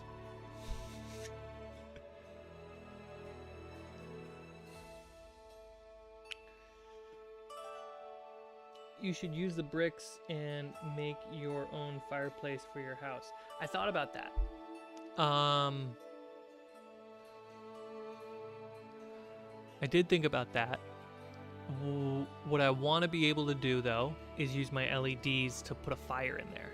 So, and I already have the simple fireplace with an LED built in. I could just use that in the meantime, but I do like the idea of building one.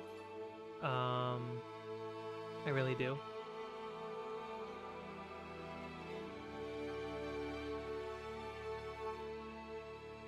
Innovation.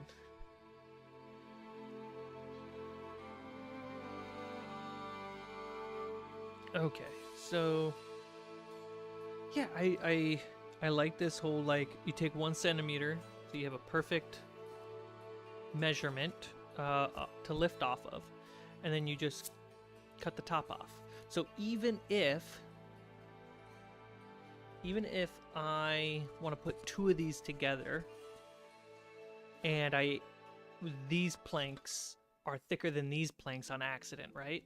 It doesn't matter, because once I glue it back on, it still will go to 1 centimeter. So I really like that. It really helps that the overall builds can stay consistent. That being said, these stairs, really hard to make. And I did make, it's not glued down, I'm gonna go grab it. I did make wooden stairs, and that was hard, but a lot of fun. Let me grab them.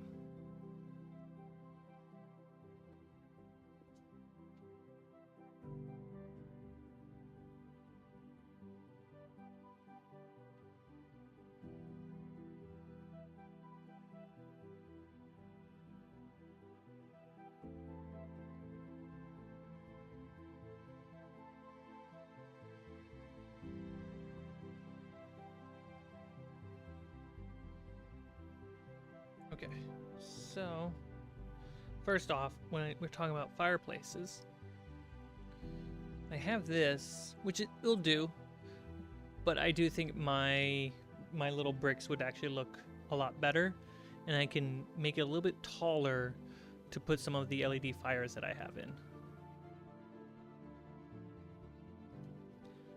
So we have the brick stairs, which look really cool. Catch the light, very unique way because it's all hand put together.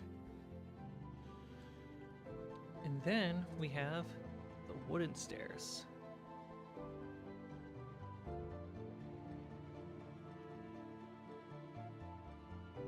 And I tried to follow the same basic blueprint as stone, where a miniature can stop a quarter of the way and be at different places on the stairs.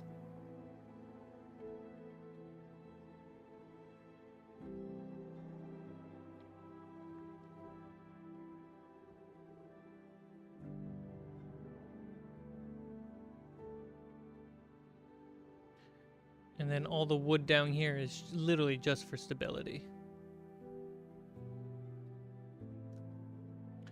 And they're pretty much the same size when it comes to height measurements, and they follow the 8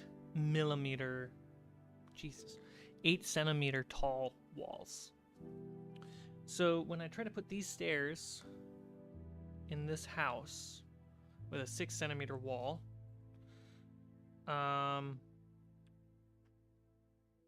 that probably won't work until I put a centimeter of wood on top. Yeah. And then a second floor is another centimeter. Yeah, it works.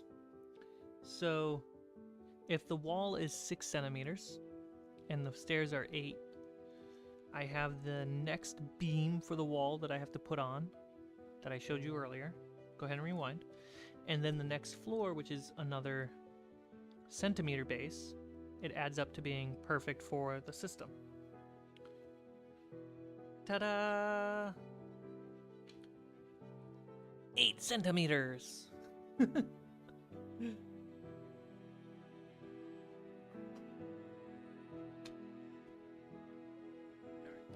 Come here, GoPro.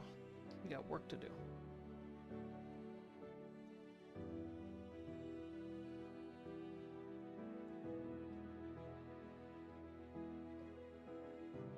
Okay, so we have a lot of triangles that need cutting. These are all measured out. And these are all going to be used to make corners of different houses. So we have one made. So that house.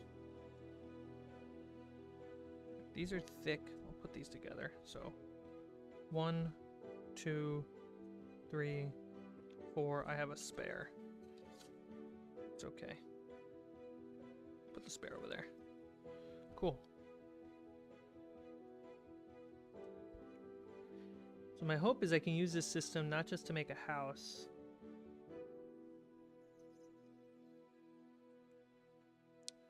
Wow. Pulled right off. But to also make a barn. The barn's going to be tough. This will be really unique because I'm probably going to put 8 centimeters on the on the bottom floor walls and then 6 centimeters upstairs. I can make a shop, which can also just double up as a 2-story house. Sheds. So, yeah. That's the goal.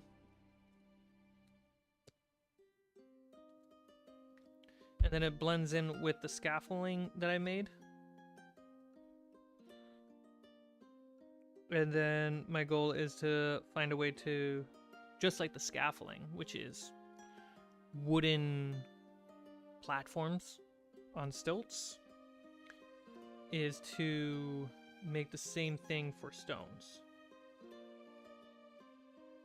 Which is daunting because it's a lot of bricks.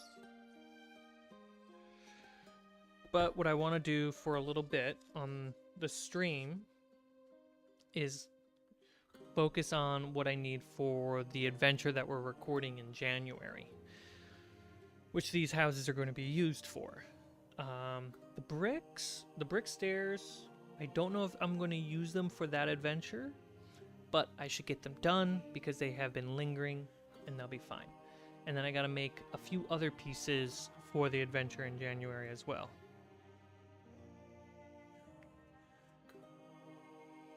That'll be fine.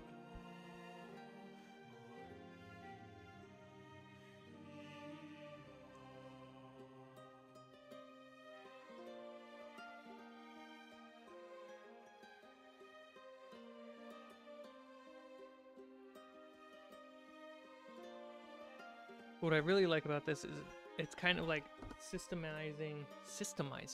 What's the right word here? Systematically unifying. It's unifying the aesthetic and construction of different elements and scatter terrain for my games, which is great. And as long as everything can be used together, even better. Like, I could take these houses, destroy them, or make destroyed versions of them, and then take the scaffolding that I made and put the scaffolding around them.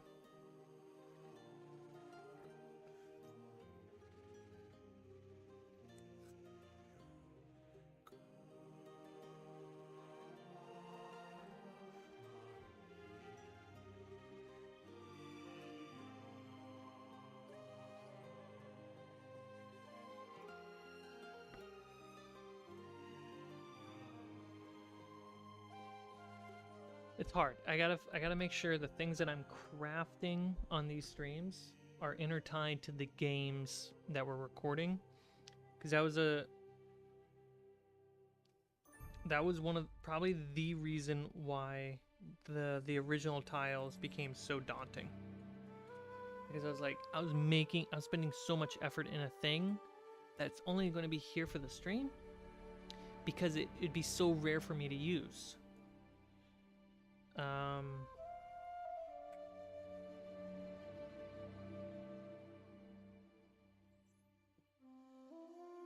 But that being said, photo scanning those tiles, I'm not getting to as often as I want because I have all these other things I have to do. But what I find easy to do is actually make templates for you guys so you can craft stuff like this too.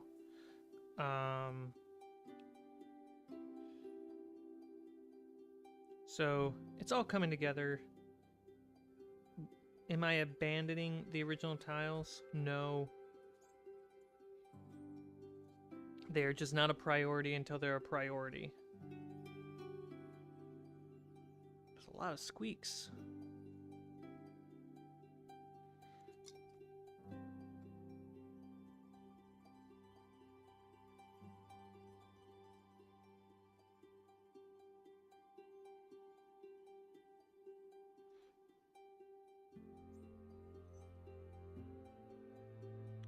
But I do think it's more fun for you guys. You tell me if I'm wrong.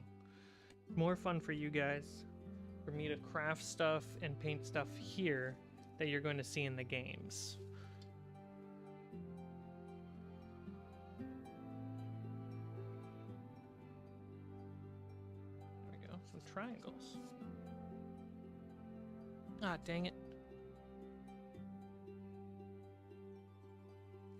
That one's got to dry. It's all busted up. A little stubby.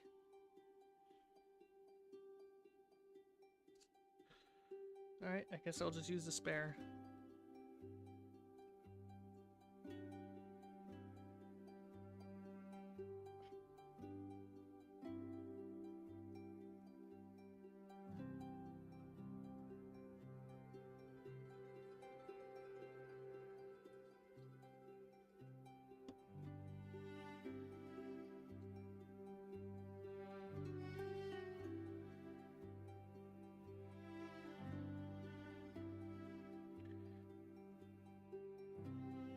And if I can make the time to photo scan these tiles,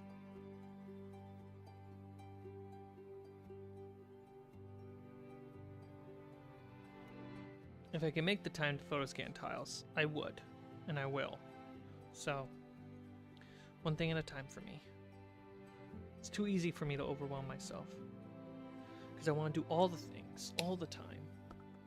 But I can only do one thing at a time.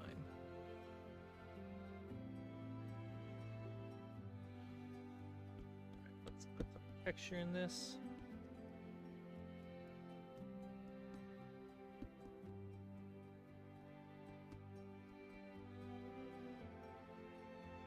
Great.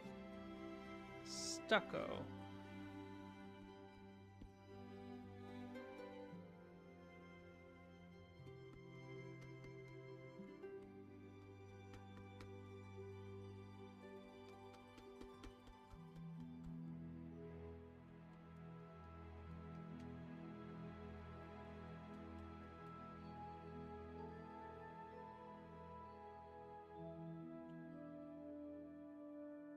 Tying things together actually is something that I'm trying to do with my my DM tips and my my D&D tip videos, is using the games as examples and then using them as B-roll as well to kind of intertwine what I'm talking about in tip and advice videos with the games themselves too.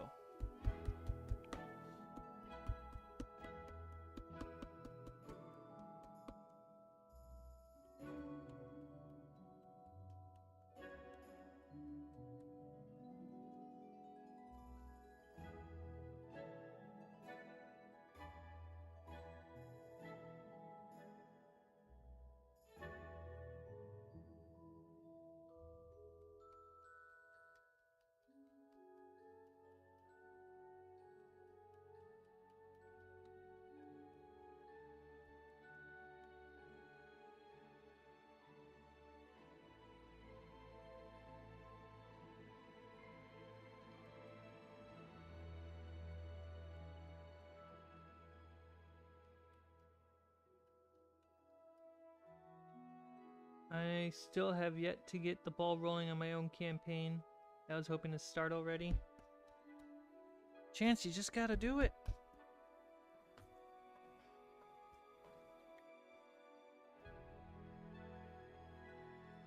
Do I have to make a video to talk about how you can play D&D by yourself?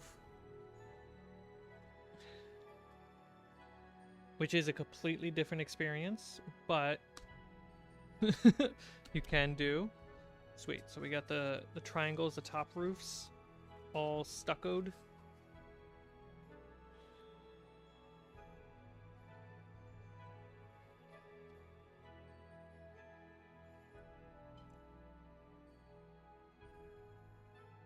I still kind of miss the little painting with Cmike shorts we used to get during breaks on Refuge. Painting shorts. What do you mean by that?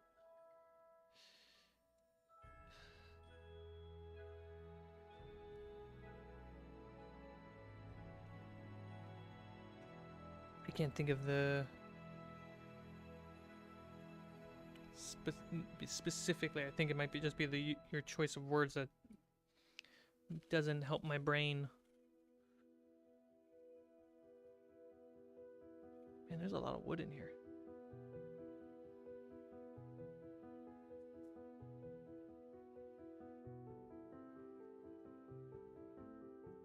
Here we go. Wood, wood, wood. Give me all the Ooh, that's a big plank of wood.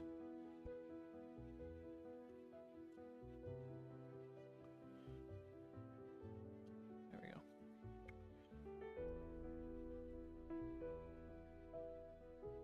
On my player's brother to send me all their character info and backstories.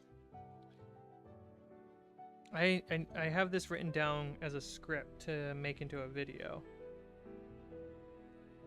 Alright, I'm just gonna start carving wood, apparently. Good job, hands and brain.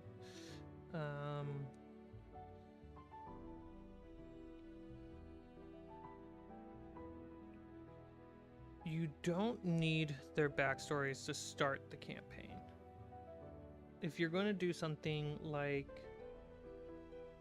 Fables of Refuge, where it's like long form, one adventure, then you don't need their backstories. Right, just to start the game.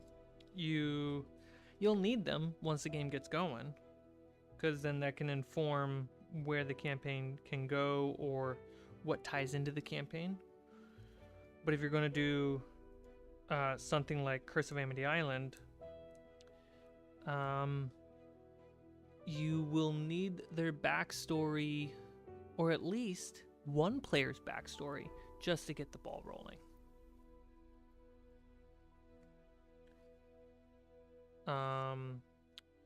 One game that I DM'd, I was getting backstories as we were going, and it was really hard to weave them in.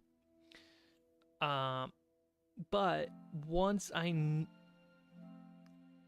had one big villain because of somebody's backstory, I basically just stopped working on everyone else's backstory, making new things, and just asked the question, how do I tie them all in to this one big bad that I have locked in because of this player's backstory that I already have?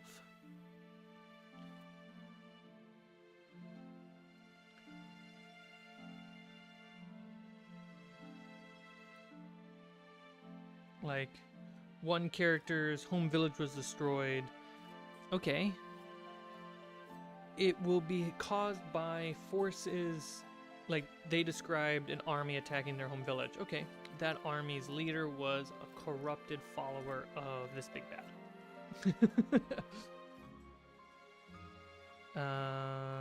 This person's mom died. Okay, mom died because of this big bad. So, which makes it easier, and at the end of the day, you kind of want that outcome where everyone's backstories lead to kind of the same villain. I think you can have like little chapters on the way to that villain where you emphasize everyone else's uniqueness in their backstory of like, yeah, my mom died because of the villain, and we spend this session kind of experiencing that and kind of putting the spotlight on that character, all while moving towards a villain that affected everyone's backstory. And in those isolated chapters, it all ends with the big sign like, this person was the reason. this person was the reason, again and again. And then after, let's say you have 4 or 5 players, after 4 or 5 sessions on the road towards the evil castle, where everything, whether it's through flashbacks, small skirmishes, saving a local town, whatever, you all gain the empathy for each other in the building of a team by all witnessing and experiencing each other's backstory at the table, and realizing that it's all because of this one villain, which is why you guys are a party in the first place. Fate brought you together like Jedis to balance out the force against this villain.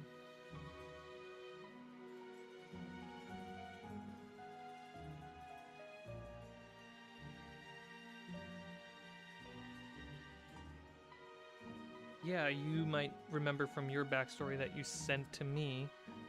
Yeah, but the person who killed my parents was this bugbear general person. Okay, sure.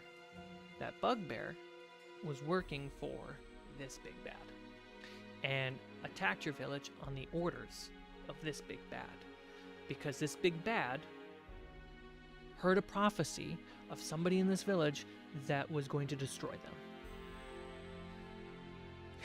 them.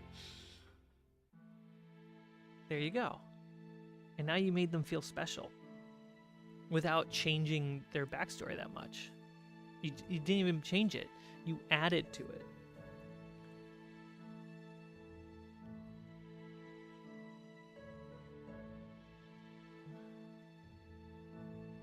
Yeah, thinking of like chapters is really helpful.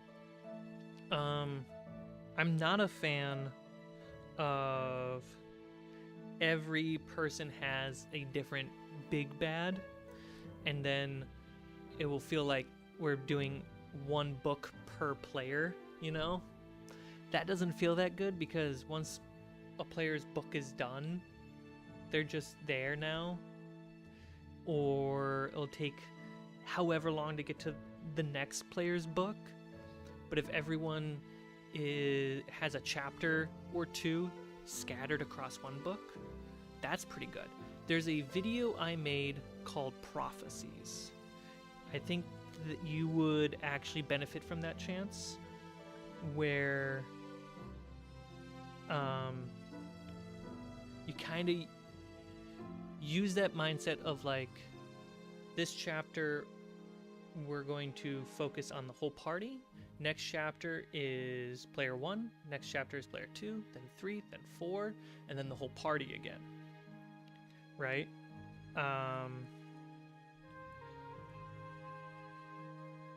The prophecy system is very much how to XP gamify narrative leveling.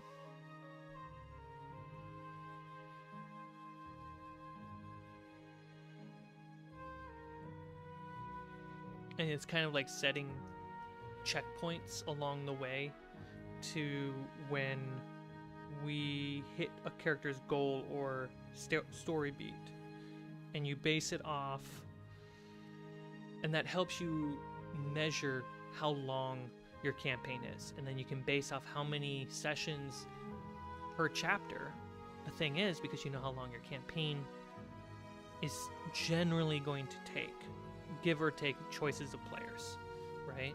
So let's say 4 players, okay, they all need like 2-3 chapters.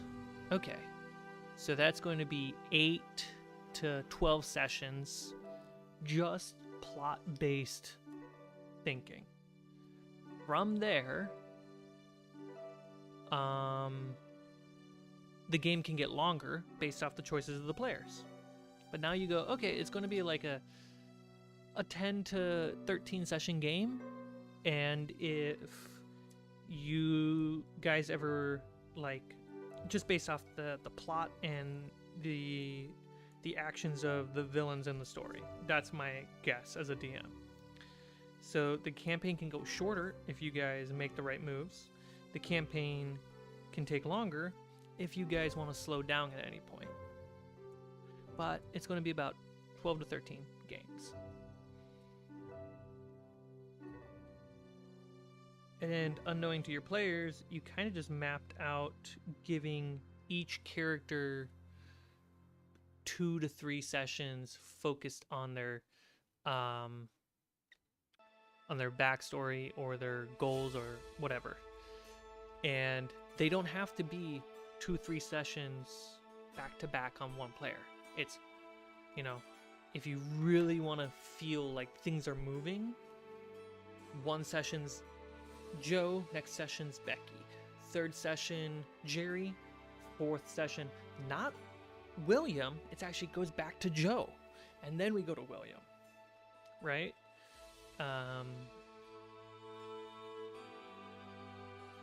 You at least map out, oh, I have 3 sessions to explore, to set up, explore, and deliver the backstory elements of this player. Great.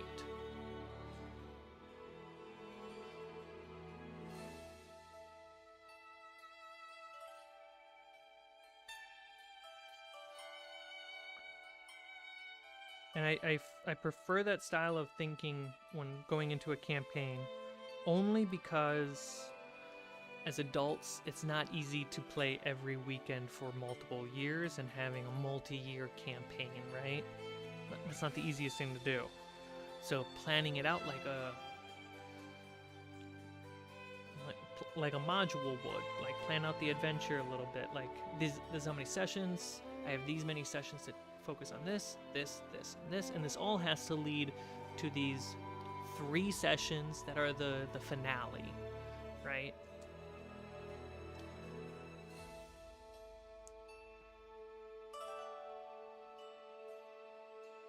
And the 2-3 sessions on each player and their backstory, because you're trying to make sure all the motivations are tied to the same climactic villain, that, hey, your town got burnt down because of this villain, not really because of the reason you thought it was. Actually, the reason why you thought it was a lie, it was a cover.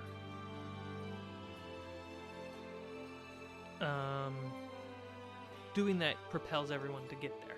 So even when the player is waiting for somebody else's backstory checkpoint to get covered, and they learn that, oh, your backstory is tied to the same villain that mine is tied to, and then they slowly learn that everyone's backstories are tied to each other, they're more willing to wait a couple sessions on, like, learning how did the villain affect my friends. That being all said, you don't need everyone's backstory to start doing that. You just need to know the number of players and know how many sessions you want or need to focus on a specific chapter or plot point. 2-3 sessions is tight. The reason why I say 2-3 sessions, it could be 3 to 4, is that's usually the leveling up point. The books recommend this, and so do I. It's around 2, 3, or 4 sessions, depending on what you're doing, is where you want to level up. So what you can do is, okay, your chapter is going to be a level up point, or if everyone is going to get a chapter, that means everyone's going to level up the number of times that there are players. And then there'll probably be a level up point right before the big bad too. It's kind of gamey. It's all about, but that's kind of the whole point of it, right? You're making a game, and in that planning, you're not railroading or trying to railroad, but you're planning for, if the players get to this point, that no one dies, or no one gets stuck in a well, or whatever, these are the things that you can be ready to do.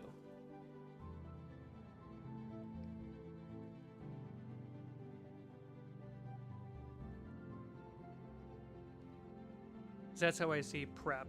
When you should only be prepping really for the next game, but you should definitely put work into what does the adventure entail and all that stuff. So that way, if your friends have questions like, hey, how many more sessions are there in this game? Well, we could finish the game in, you know, if we're halfway through, in 6 or 7 sessions. Depending on what you guys want to do. If you guys want to move on to a different game, we can kind of gun-ho and get to the end. And maybe we can get it done in like 5 sessions.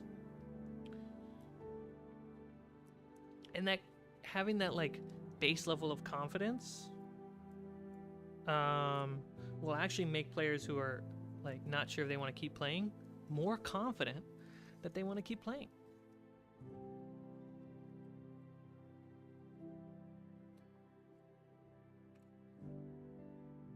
All right, so now I'm going to glue all these strips of wood onto the triangles.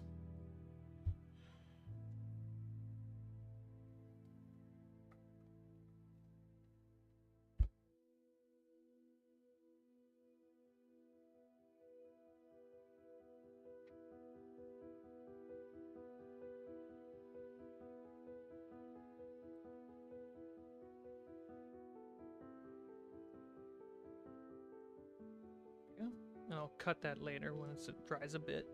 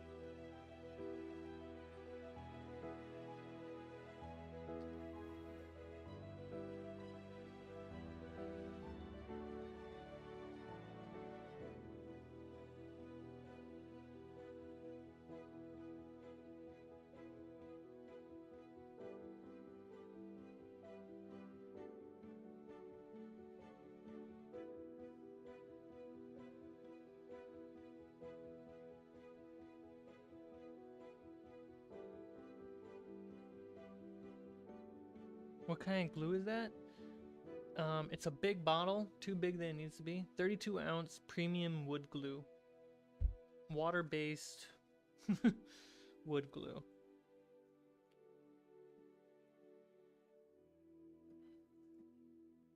Which is pretty great because, yeah, it dries a little slow, but that helps with just like doing what I'm doing right now, which is making sure the little details are locked in.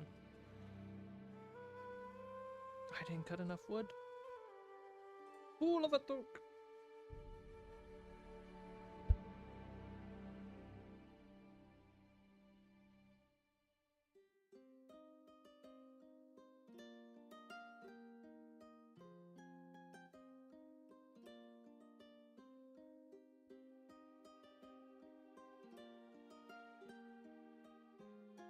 When I run out, I'm gonna get the 16-ounce bottle instead of the 32. Make it way easier to manhandle.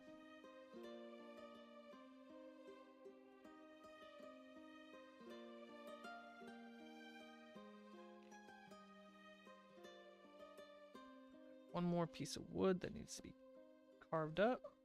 There we go.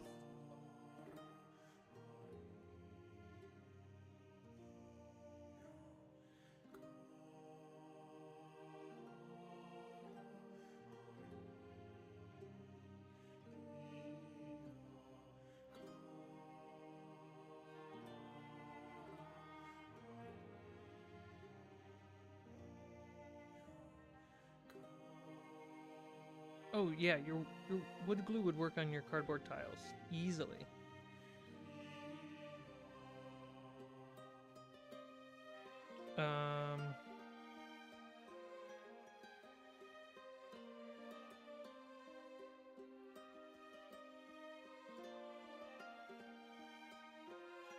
If you want to glue cardboard to cardboard, 100%. If you're trying to glue paper to cardboard, I recommend just glue sticks, like Elmer's glue would work.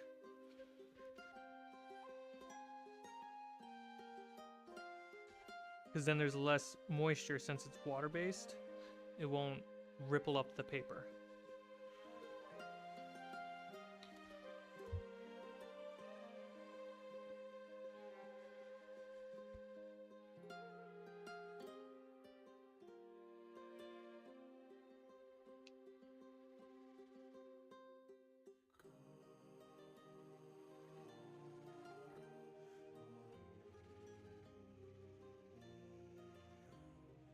Had to refresh your memory, no worries. You used to show sneak peeks of Patreon exclusive content when you painted minis like Mrs. Dwarfire. Ah! Yeah, that's like when starting the channel. That was meant to be this. That is the early iteration of this, of like, how do I make painting videos for you guys or crafting videos? And eventually it just evolved to the point that it made a lot of sense to stream it. And we get the this is literally the same GoPro from Mrs. Dwarfire. But it made a lot of sense to just do it this way because I'm already doing so many other things in post-production that this doesn't feel like the same work. It feels like hanging out with you guys, which was kind of the goal of like making chilling ASMR hangout vibes with pre-edited painting. And I moved over to this, and this is kind of, yeah. So I get what you're saying, but yeah, those were the like first versions of this. God, Mrs. Dwarfire, that was an old one.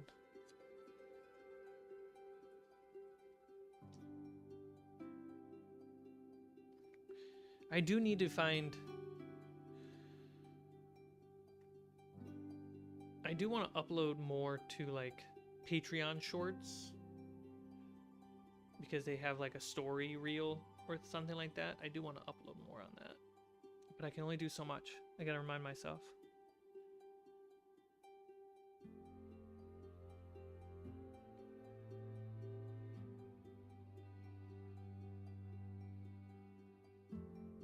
I forget what was the method. There's like a really clean method in if you're using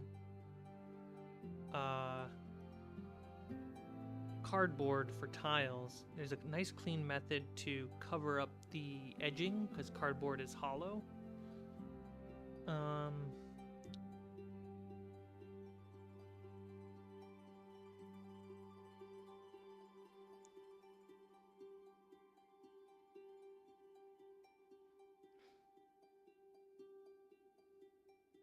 I think it is just taking paper that you print and then folding it over. I remember there being like a really good way to do it though. Okay, so all the triangles are now popsicle sticks. What? I have a spare wood?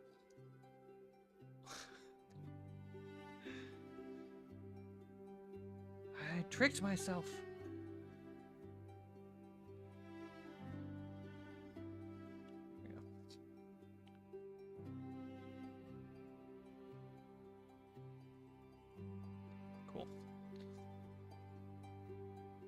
So yeah, we got all that. One of the things that I'll be crafting over the next few weeks is not just these houses. Like I'm going to be working on these houses on my off time too. Just like, oh, I can just relax before bed and I can just craft away on them. I'll save I'll save a lot of the creative painting of them though for here.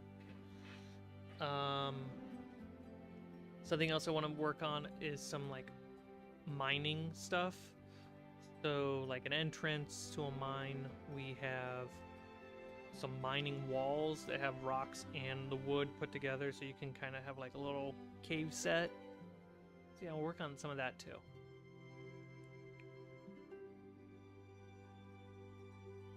Some paper tape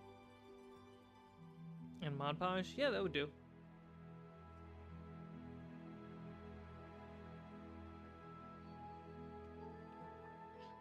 So, I'll take. Allie, how long have I been streaming?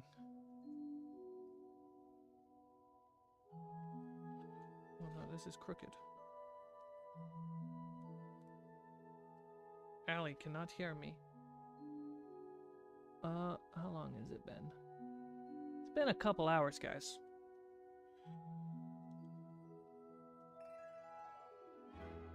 There we go. Put those to the side.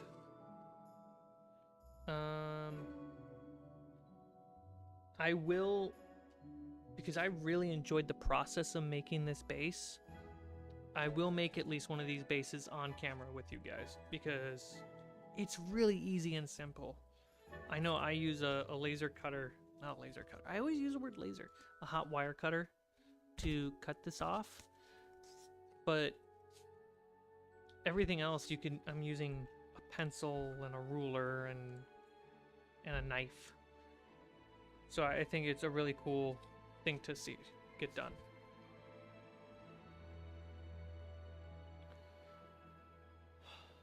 All right, guys. Are these dry yet? Still a little wet. Just a little.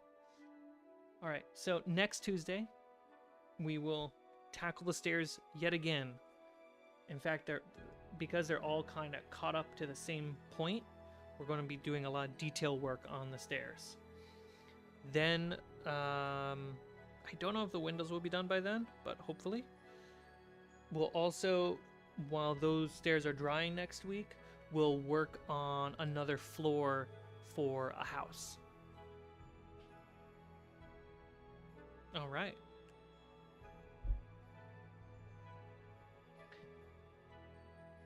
Anything else? I think that's pretty much it. Yeah. All right, guys.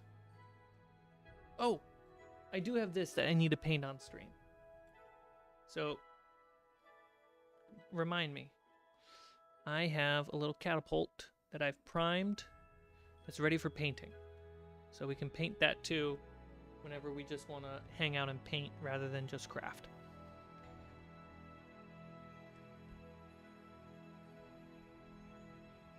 Before I forget, what were those snips you were using for the stir stick wood floors? I've been meaning to get some for myself.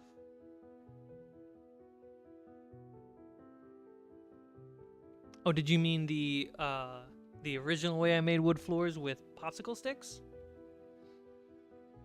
Versus these, which is completely handcrafted from scratch?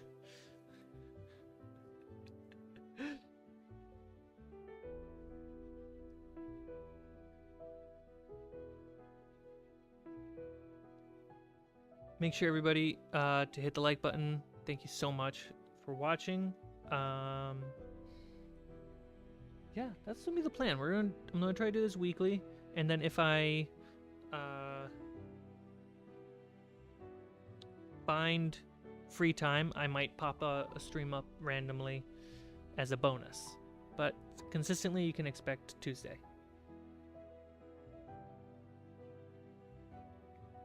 Yeah, the hand tool. Oh, the hand tool. Where is it? Oh,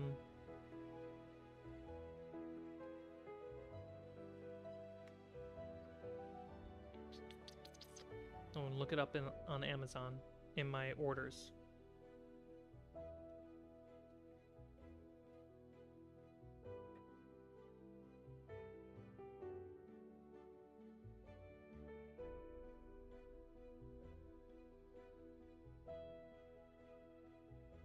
Here we go. Share the item. Copy. Dropping it in the chat. There it is.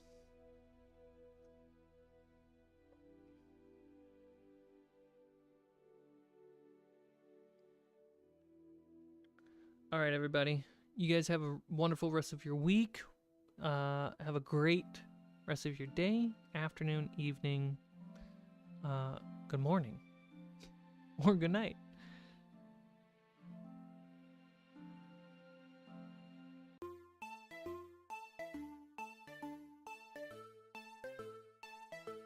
Good night.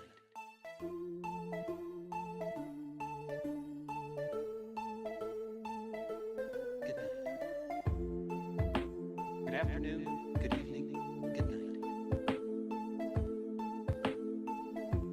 Good afternoon. Good evening. Good night. Good afternoon, good evening, good night.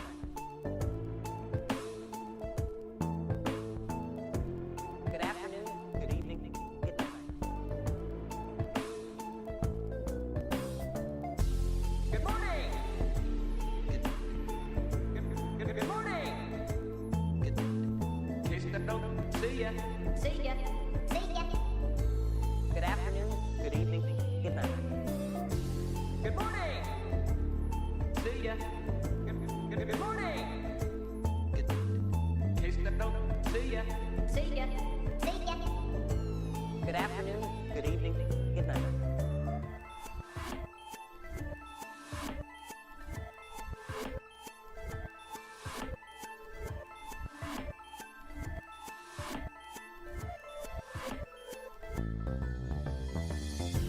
Good morning!